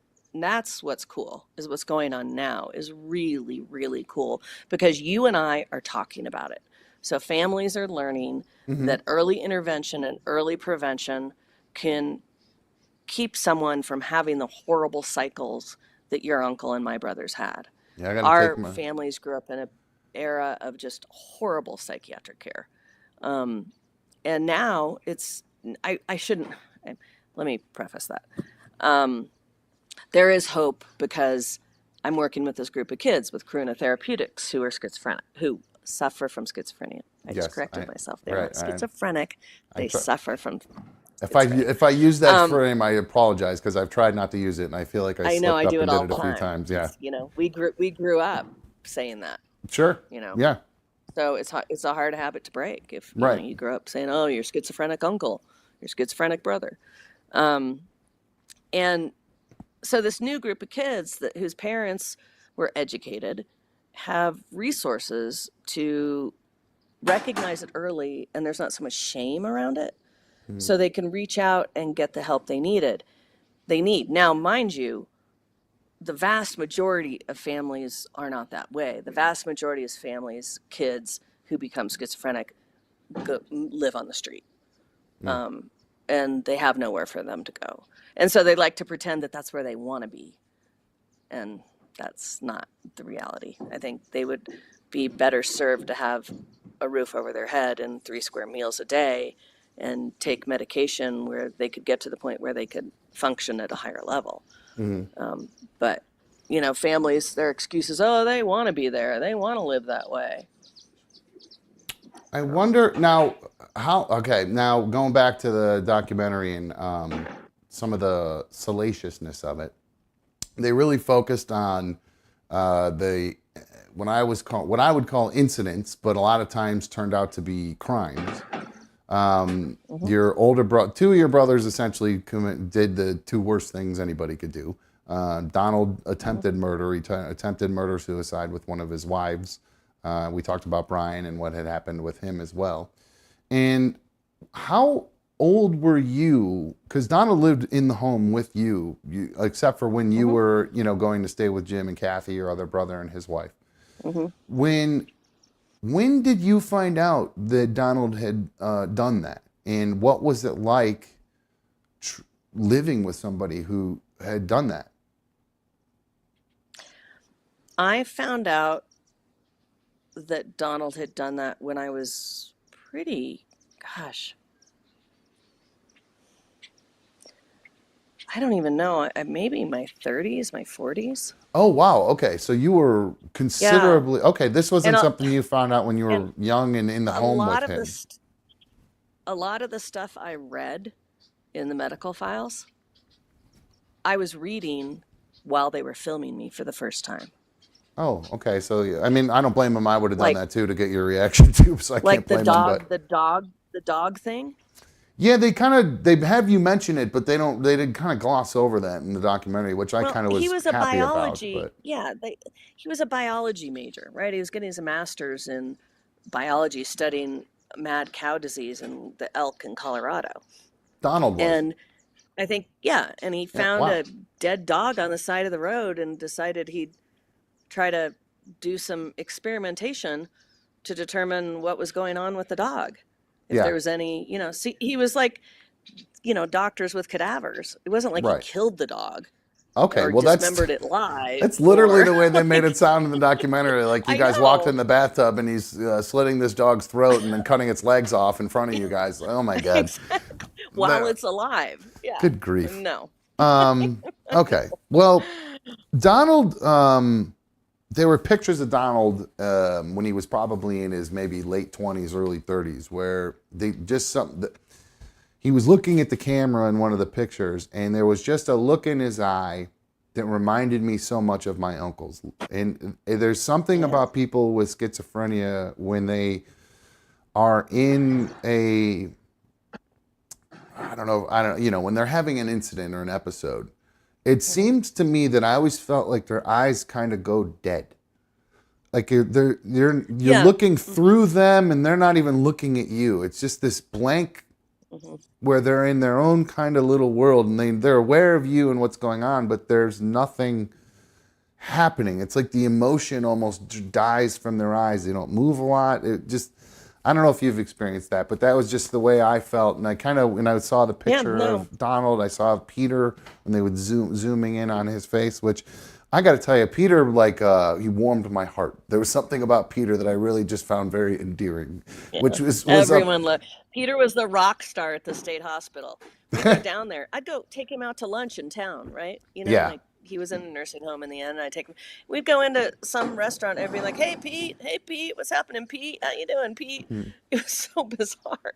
It was like he was a rock star in the mental health community. Now you're speaking in past funny tense. And fun. And has he passed away? He passed in October. Yeah. Oh, October I'm so 17th. sorry. Oh, what a disappointing. Oh, that's a bummer. I really liked Pete. That's a bummer. Yeah, no, it was renal failure from long-term use of lithium. Really? Wow. Did any of them? One of the nicknames for my uncle was Uncle Thor, because he took a lot of Thorazine. Is that a medication you remember them taking at any point in time? Oh, sure. Yeah, of course. Now, I guess that actually. Yeah, you bet. Thorazine, Haldol was the other one. I think I remember hearing that one. I always thought the Uncle Thor just kind of stuck out with me because I just remember that was a big thing with him was Uncle Thor. What is your kind of overall experience and your opinion on mental health drugs? Good, bad, long-term use? Obviously, we've seen the effects of it. Well, I think necessary evil. I think psychiatry has learned a tremendous amount about medications. I think in the era when my brothers were being treated, it was new, and it was they were over medicated. And I think now they're really good at, they don't use those except in the ERs, which don't get me started about ERs. They use drugs like Thorazine and Haldol in ERs, real big downers to get someone to calm down. But I think generally speaking, Clozaril and some of the more contemporary, still the same agent with Clozaril, and I'm not going to pretend I'm a psychiatrist, but in working with these kids that are highly functioning schizophrenic, the early intervention and the low doses, and they're being a part of the conversation with some people can actually know when they're going to have an onset. They can feel it come on. They can. I learned that about my uncle. My mom said that he'd call the police on himself oftentimes because he knew he was starting to lose it, and he would be like, I'm going off. I got to get out of here. Come get me. Yeah. Did your brothers do that? And I think they did things to deliberately, I think they'd walk, 100 miles to get to Pueblo to check themselves in. Yeah. Yeah. I think that they would do things that they knew would get them admitted, because they knew that they needed help. And today you have to commit a crime to get help, which is absurd. I mean, the state of mental health care in this country is abysmal. As a society, we should be ashamed that we're not investing in this, because it's costing us more to house these kids and adults and elderly, everybody on the city streets and in our prisons, than if we just provided them with proper care. And proper care exists. Prisons for profit. That's the biggest problem. Yep. That's the biggest Criminalizing problem. mental illness. Absolutely, it's one I of the think, biggest problems if we're in this going to throw country. everybody with schizophrenia in prisons, then I think all the little kids with autism and all the people with Alzheimer's, we ought to just open them up to those folks too. Yeah, right. Just get them off the streets, and nobody have to deal with it. Yeah, That's no one crazy. has to even look at them anymore. I mean, they won't be begging and bugging you for $1 here and there, and we could put them all in encampments. I've heard that's a new. Sorry, it's a dog toy. It's okay. Speaking of the squeaky toy.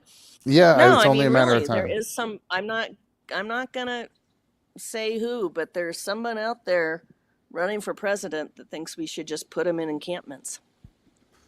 Really? Is that? I'm assuming The you're homeless center. Really? I'm assuming you're talking about Trump because that's not a Biden kind of thing. He wants to create camps for people for the homeless. Yeah, for the get them homeless off the city streets. Just put them away where we don't have to look at them. All right. See, I've not heard him say that before. I'm not aware of that. I'll send it to you. I'm very purple, so I'm currently battling the. I would lean pretty left, but I'm having a hard time with I think the same thing everybody in the Democratic Party is having a problem with for the most part is, Joe Biden's cognitive ability versus Donald Trump's cognitive decisions. I think the other one is actually should be. I think the other one should be admitted. One is elderly. The other one should be admitted. I heard your husband in the background. That's still funny. All right. Let's see here. I think if I had any other questions for you, I had a whole line of things I was going down, but I was like, that's cool. I can come back if you want. No, maybe we BS'd. There was really just so many things. Trying to think. I'm just grateful for the opportunity to clarify the record on the HBO series being sensationalized. It's like, it's just like the Joker and Shutter Island. Come on, people. I'm glad you that brought doesn't that. help people who are, yeah. I'm glad you brought that back up because when I watched it, I said to myself, it just ended. It was just done. Like it just kind of abruptly ended. And I was like, I couldn't figure out what I was missing from it until you actually just kind of explained it. And the fact that there was no, here's the history of schizophrenia, here's the first diagnosed per case, or blah, blah, blah, blah, blah, blah, blah. Just the history of it, where the treatment started, where it's gone, and where it will go, and all that. That should have been what the documentary was about, and you guys were the substance of it in order to kind of give context to the whole thing. And instead, which I think the book did. I think the book did a much better job of doing that, of showing the history of psychiatry through the eyes of a family's experience. Mm-hmm. And I think it was more accurate and much more researched in respect to what's going on. I mean, the book, Bob Kolker researched the history of psychiatry extensively. He learned a tremendous amount, interviewed hundreds of specialists and doctors. And so the book is much more substantial, much more informative, much more accurate. It still is missing my mom being the Cub Scout leader and making sure we had dinner on our table every night and having a beautiful garden, and my parents being these warm, loving, kind people that just didn't want to put their boys who suffered from a brain disorder out on the streets. Well, that's the book still missed that. And that's one of the big things in the documentary is they just made it look like your mother was this cold-hearted person who was mean to Peter and was dismissive of you when you told her about sexual abuse that you endured at the hands of one of your brothers, and they just were like, which you said it, but I'm sure it was completely taken out of context. Completely. I can only imagine. She went on to explain after that she had been a victim, and she had never disclosed that to anybody until I had told her. Wow. So it was kind of like a Me Too moment, like where she was saying, oh, wow, welcome to the world of being a woman.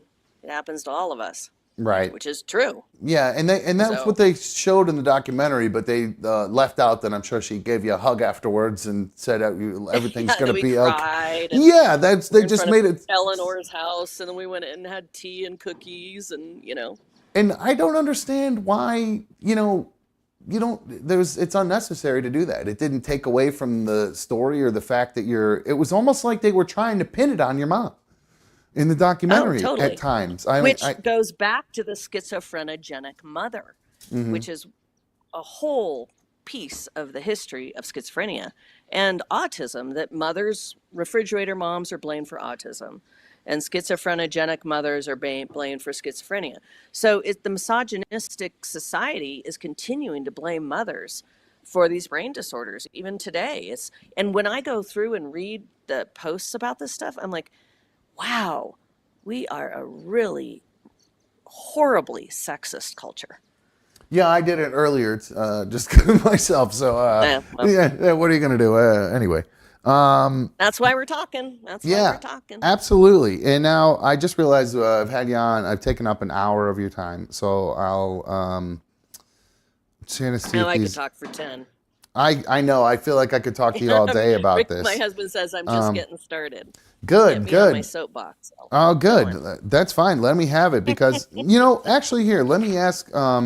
Speaking of soapboxes, your brother Richard. I'm sure you love him and he's your brother and he's wonderful, but he was saying some things that were infuriating me for you. In particular,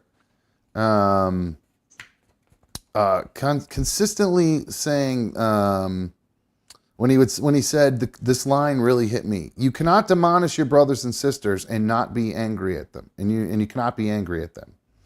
And then saying that you can't handle taking care of your brothers, obviously, because you were crying and asking them for help, and that you were ill-equipped for it.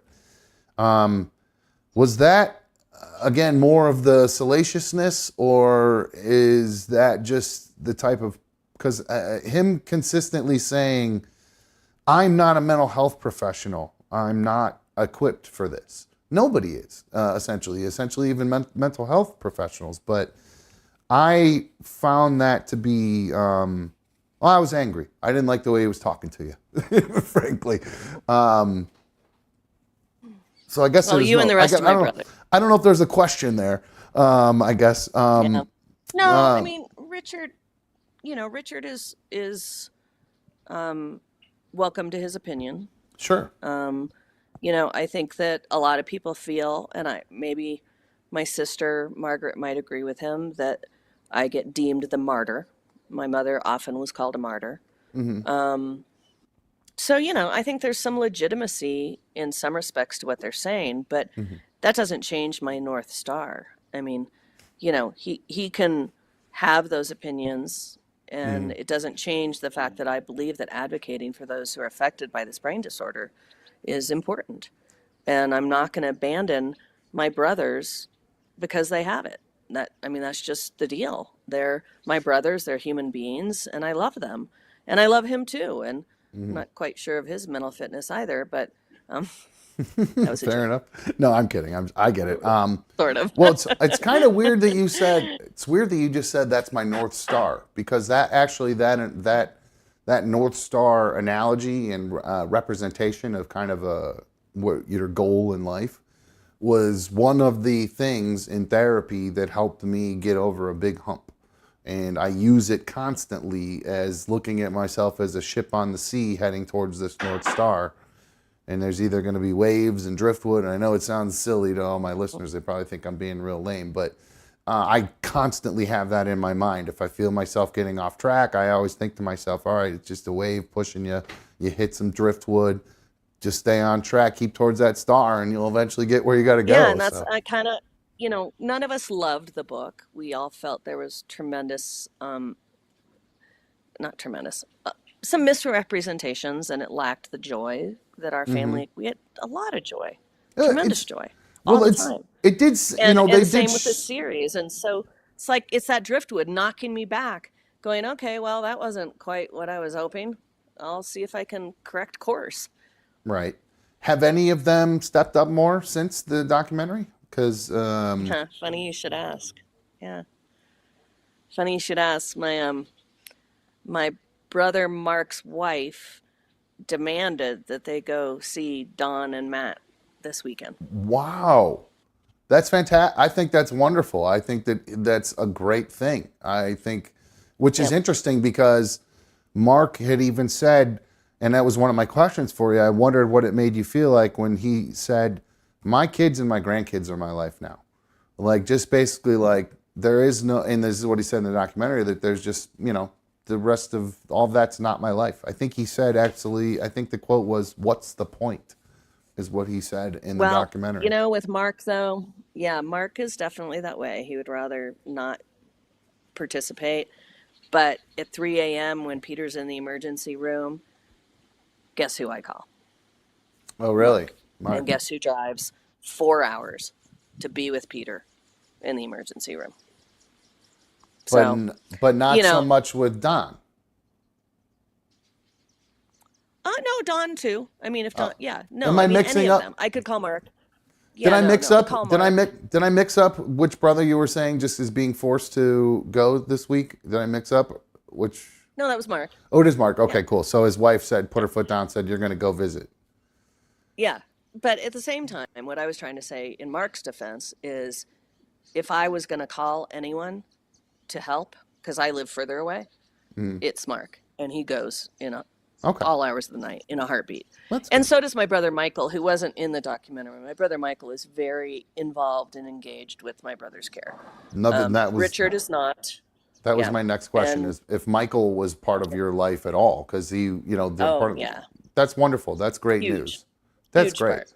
Because I felt very bad for him in the story. And again, I don't know if this could be the way they presented him. I just felt bad. It seemed like he was just a hippie that got wrapped up in the hippie scene, and they thought he was nuts because he's just a freewheeling hippie. And that sucks. That's awful. I feel bad for him.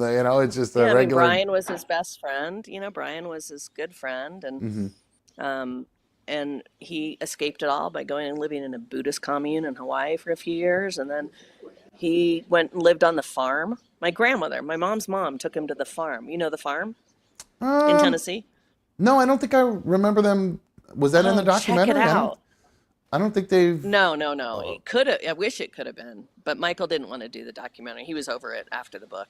Okay. And so, look up the farm. Who was the guy that started that? Do you know the guy's name? I should be able to. Really famous commune in Tennessee in the 60s. Oh, okay. I don't even know anything about it.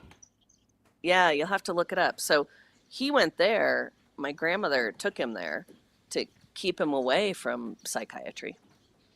Interesting. So, and he still believes that psychiatry was the dominating force in destroying my brother's lives. And I don't think he's completely wrong. Really? Because of the medication they were put on, or the different? Well, the trauma of the way they were hospitalized and the way they were treated in hospitals. And, that whole scene was more traumatizing than the disease itself. Mm-hmm.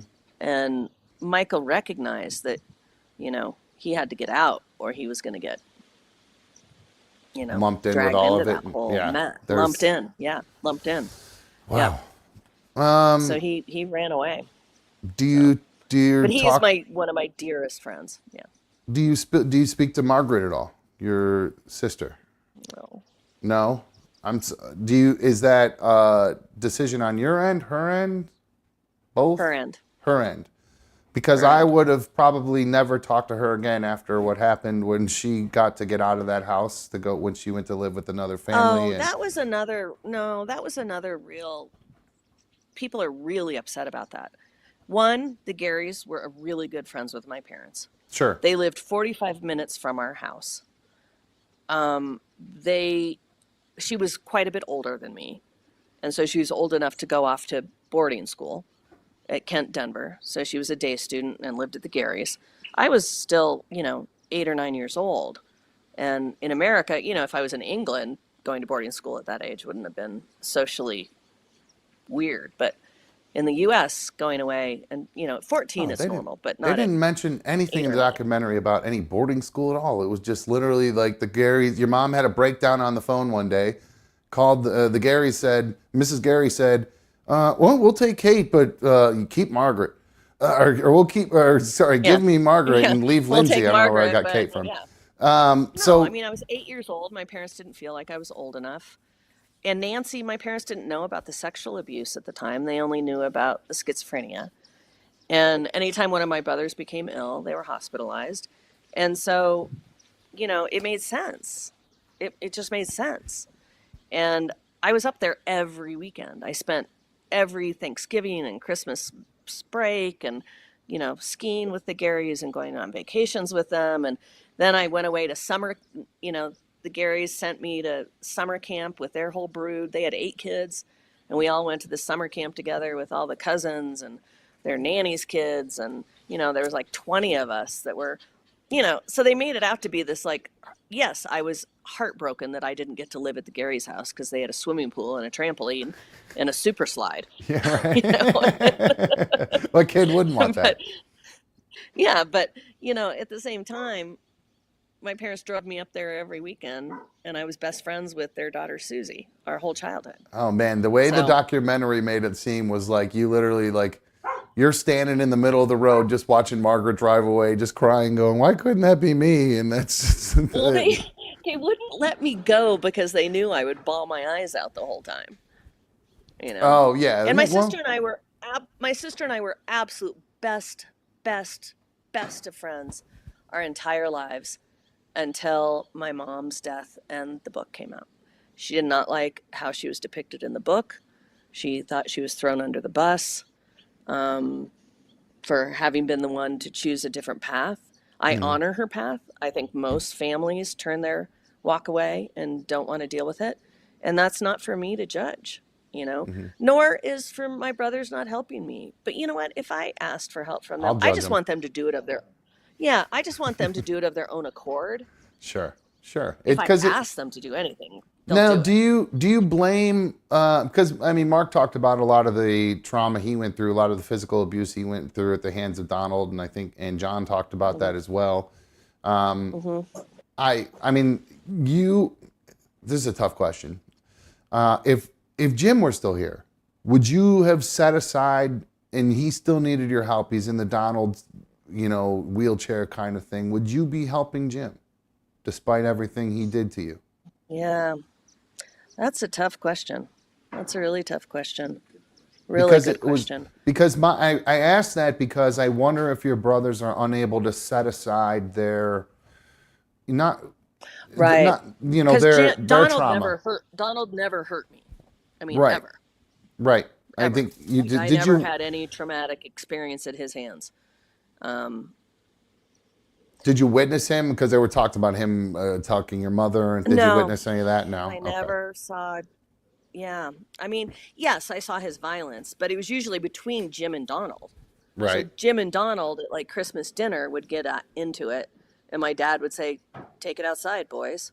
Did you notice things got weirder at holidays real quick? Oh yeah. That was same with my uncle. Holidays, man, he went off. He would drink more than he was supposed to. He would always think somebody. Because think about even normal families. Right. At the holidays, freak out on one another. You add, serious mental illness into the picture, and you're asking for disaster. Right. And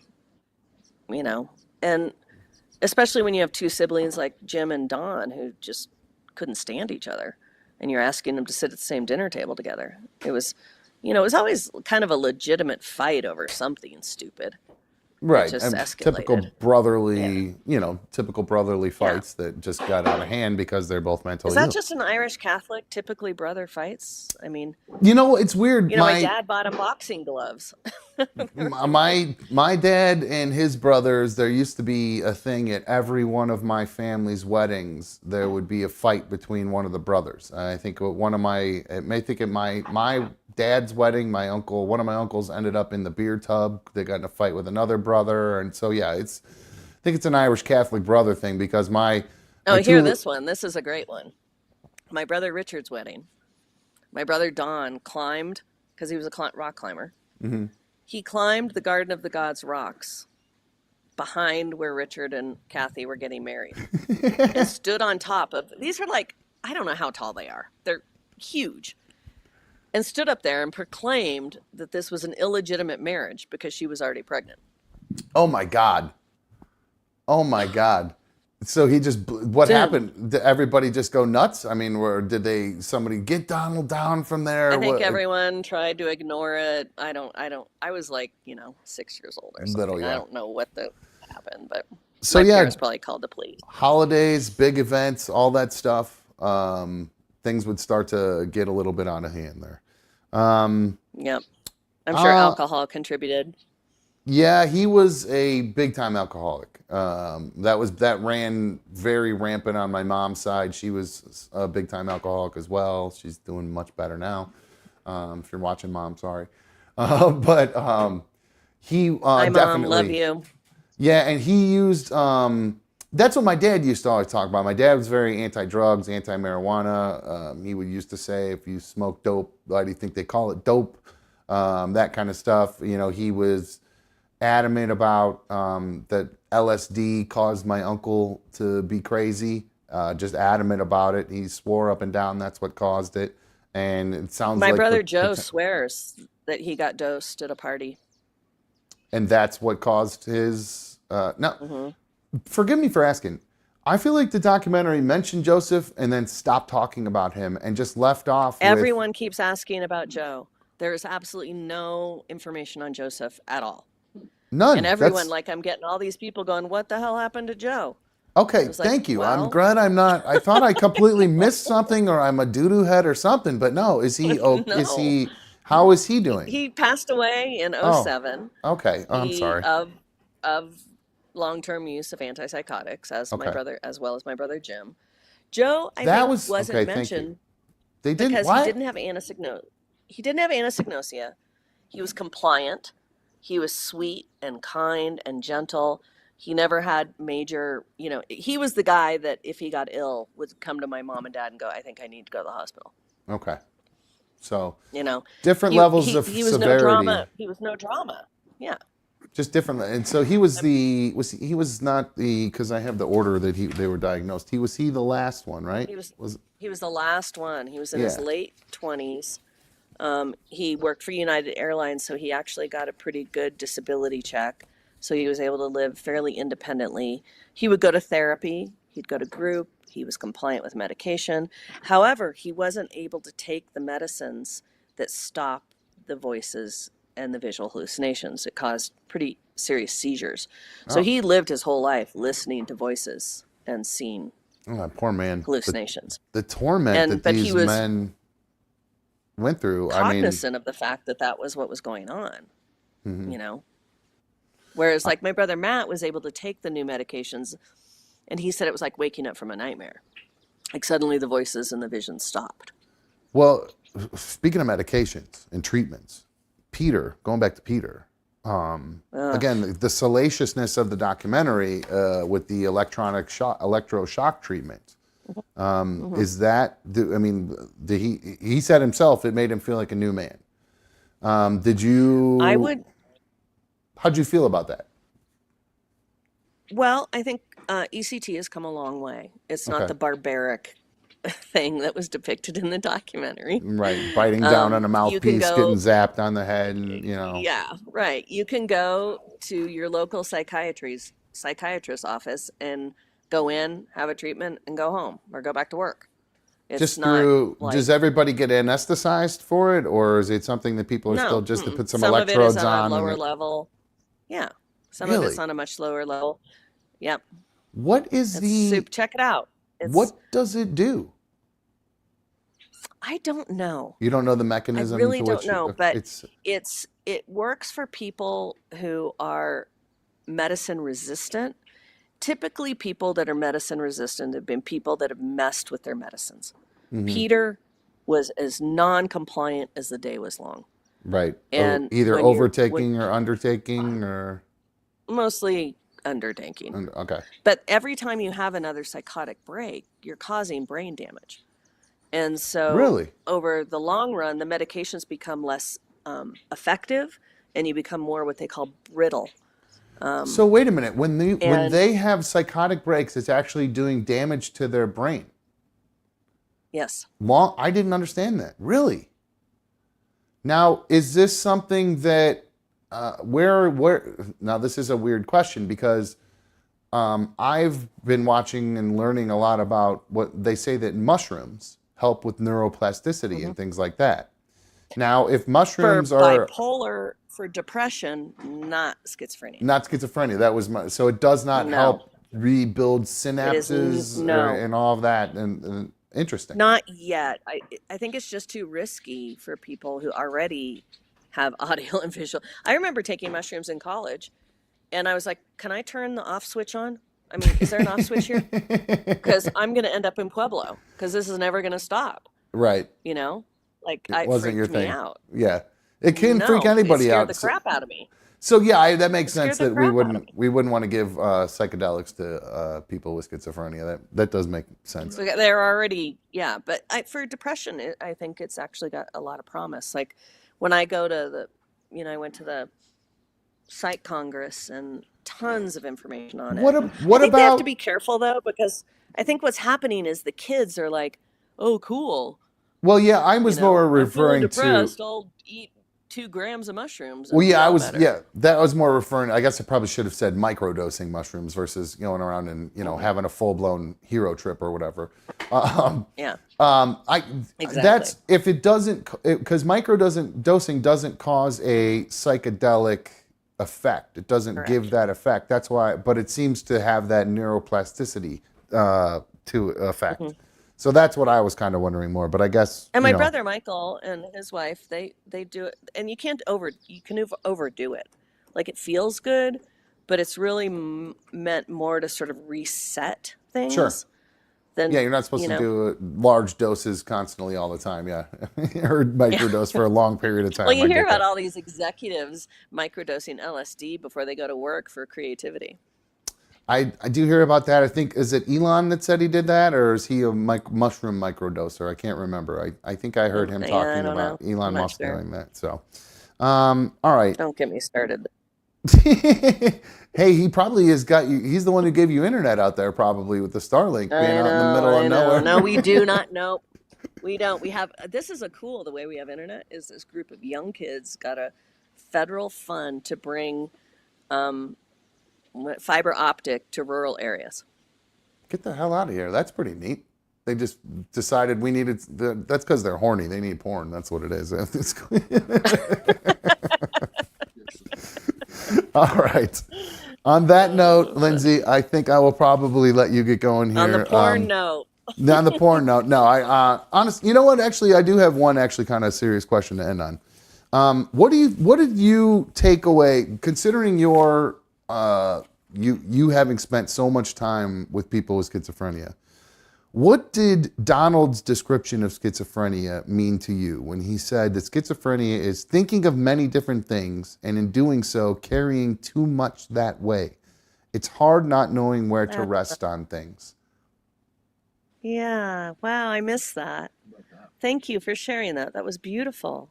That's what Donald Yeah. said. That's what it was. It Sorry. was towards the very end, actually. So maybe you didn't make it that Yeah. far. I must have missed it. Yeah. Oh, Wow. No, that's I would say that is remarkably accurate.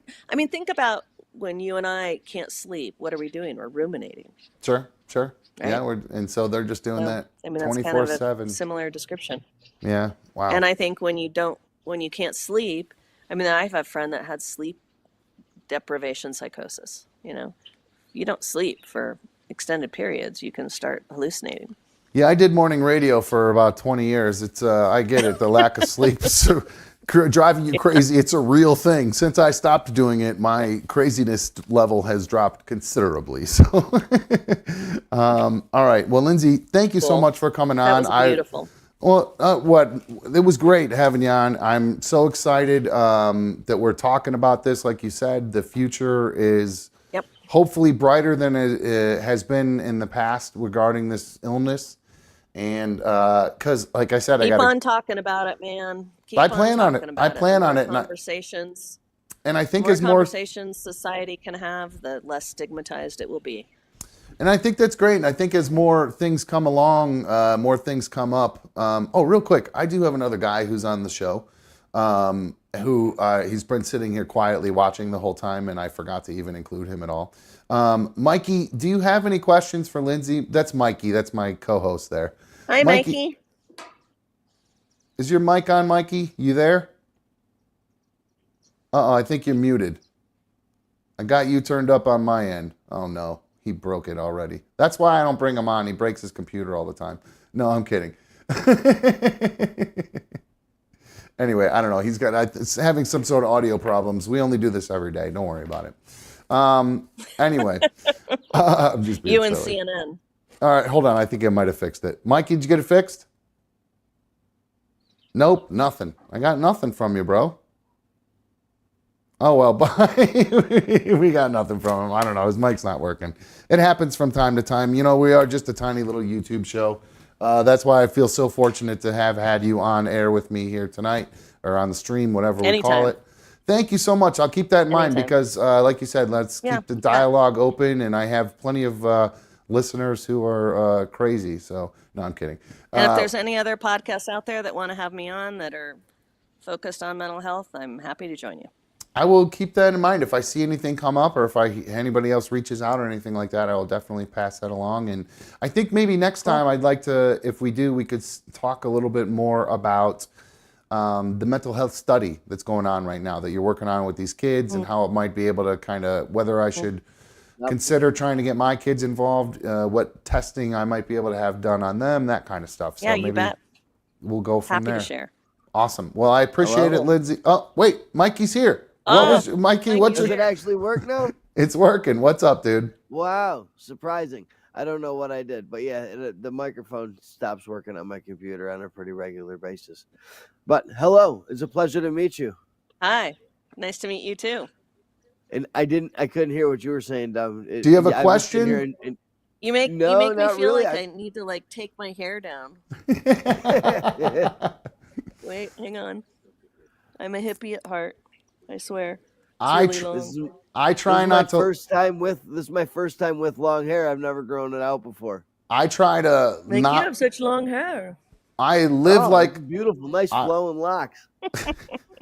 I live like a stoner and try to not look like one. Mikey lives like a stoner and wants everybody to know he's one.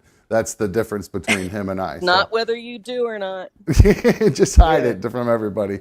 So, all right. Well, Mikey, I thought you had a question for you. So stick around, dude. I'm going to grab you in a minute here. But absolutely. Lindsay, again, thank you so much for your time. And I look forward to talking to you again in the future. Thanks for having me. Oh, it's my pleasure. Yep, Adios. So too. Yeah. All right. I'll see you soon. All right. Bye-bye. Ciao. Whoa. All right. Lindsay Galvin. Oh, I forgot to bring up the Galvin Family Trust. That was the one thing I forgot to do. Go to the galvinfamilytrust.org.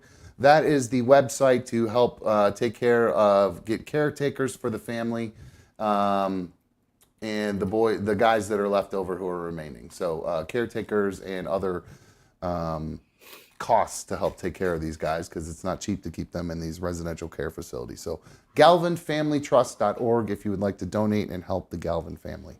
All right, bro. What'd you think about her? Bro, dude. You kicked ass, homie. Thank you. I appreciate that. For real, dude. That was such an awesome. For the first time doing the professional interview like that, dude, you absolutely knocked it out of the park, dude. Thank you. I appreciate it. Completely relatable. Like, it kept me intrigued the entire time. Super prepared. Great questions. Knew the documentary just as well as she knew her life. Like, that was fucking impressive, dude. Thanks, bro. I appreciate it. I put a lot of prep into it. I did a bio on each brother. I wrote out a bio on each of them that started with each of them I have what they were like Donald. Donald was an all-American boy, athlete, good grades, dad's favorite. Then I have his trauma and all the different things that he had happen in his life. And then all his different incidents. And then his functionality now. So I did that for all the brothers. I'm excited to watch the documentary now after hearing the interview. Good. And how it's portrayed differently and how these documentaries can be so sensational and really lead somebody down a different type of path. I remember when documentaries were pretty much, for the most part, like factual and not so much like made into this fiction type story. Like, I don't care if it's boring or dry content or whatever. I just want the actual story. Yes, I agree. It doesn't make any sense to it. The story itself is sensational enough. Yes, 6 out of we 12 don't need to brothers. sprinkle more and shit on top and just cherry pick certain things, like the fact that you guys were talking about for a while there, how the documentary portrays itself as it being this violent, chaotic thing, and it only highlights those things as opposed to them just being A normal family. 12-person family.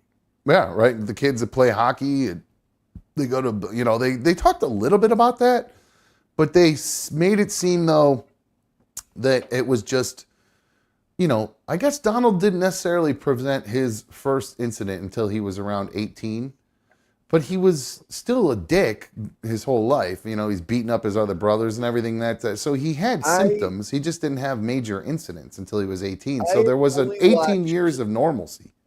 I had only watched like 25 minutes of the first episode. Like I had mentioned earlier, I watched the wrong documentary, and I thought we were watching. I thought we were getting a lady from the documentary The Jinx. Where did you come up with that?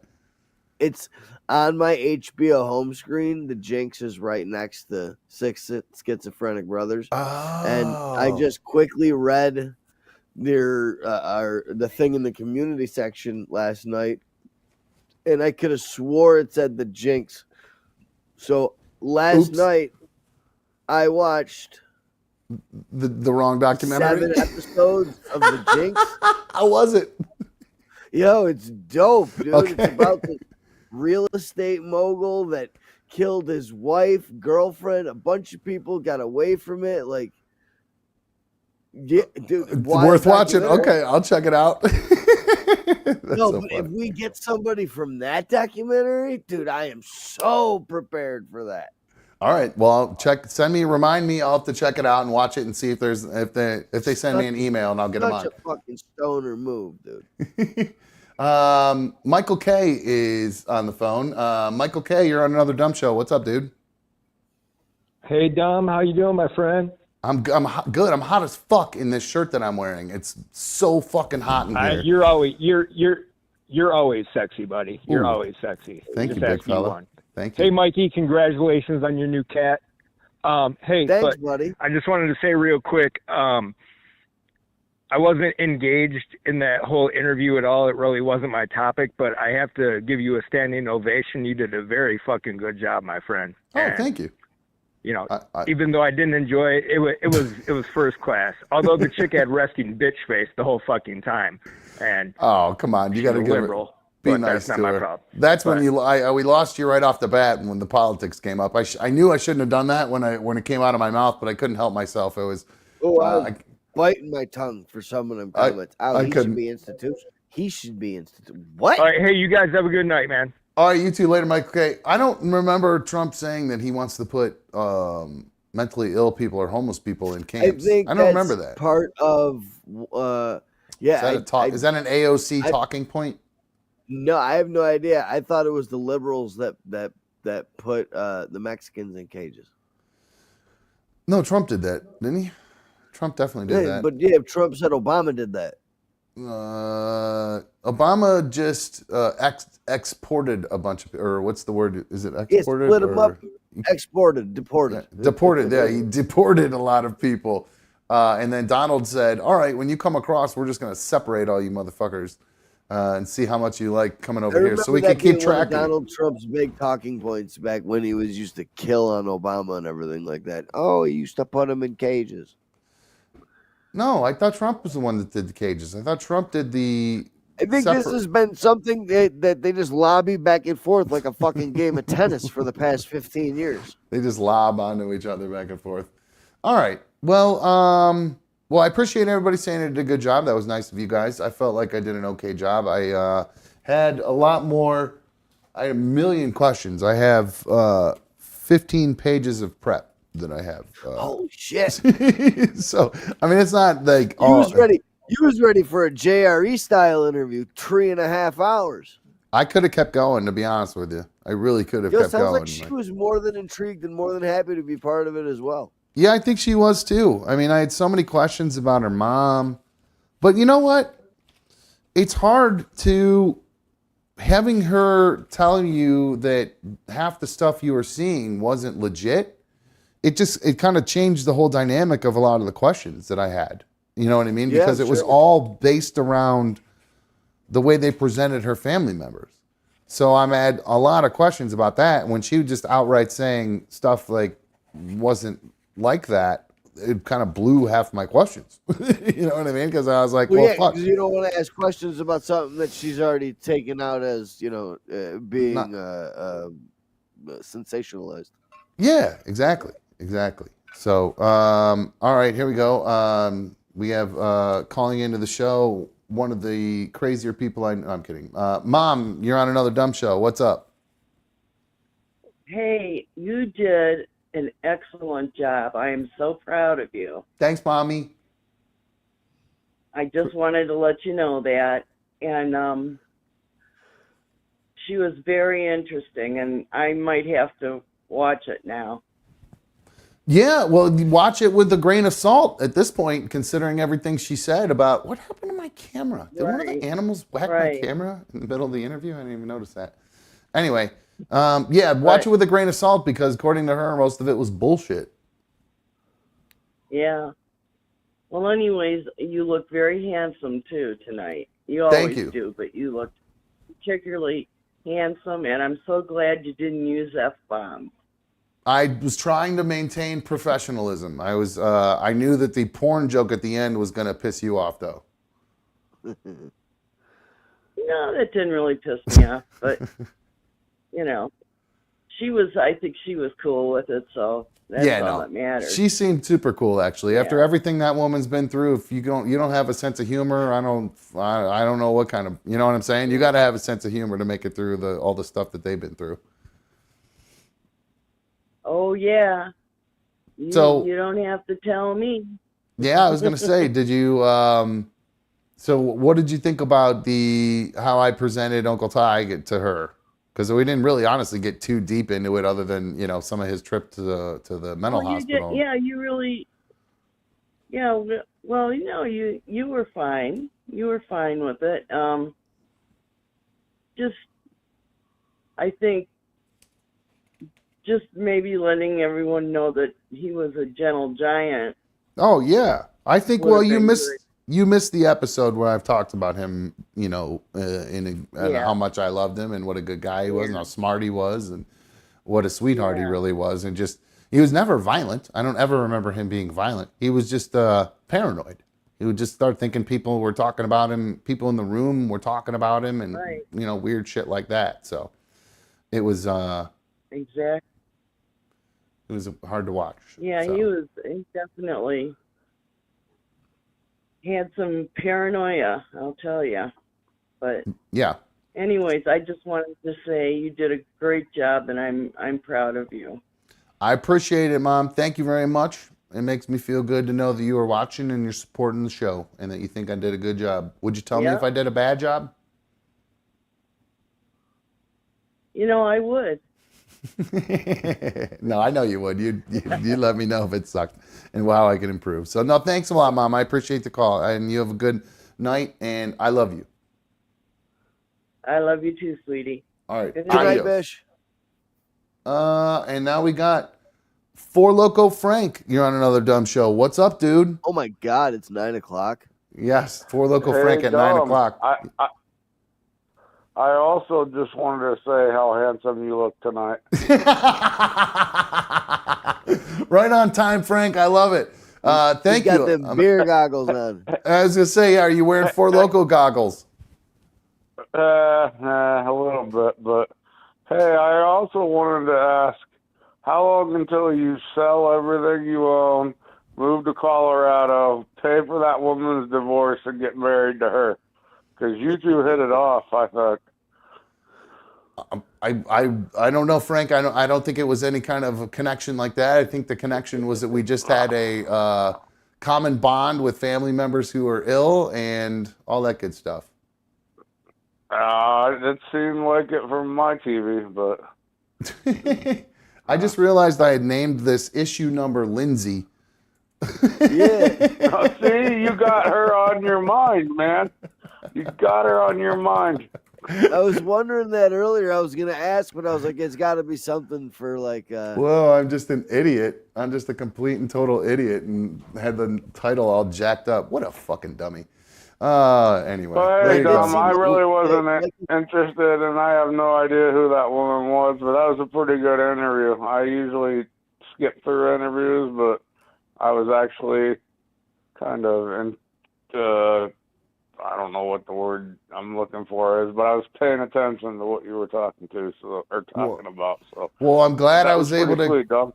Thank you very much, Frank. I appreciate you, bro. Right on. I love people go, I wasn't very engaged, but I listened the whole time. He kept us engaged. That's the thing. If people weren't familiar with the content or whatever. But I saw Michael K comment in there while you guys were chatting. The Mikey's just smoking weed the entire time. I got a good 3 cones in during that interview. Did you? Dude, you look ripped. There was a time where you were off camera. You were off camera there for a sec, just doing this. I was like, man, I hope Mikey's just super high and he's not fucking back on the stuff because you look fucking ripped. Bro. I'm fucking shot, dude. That's funny.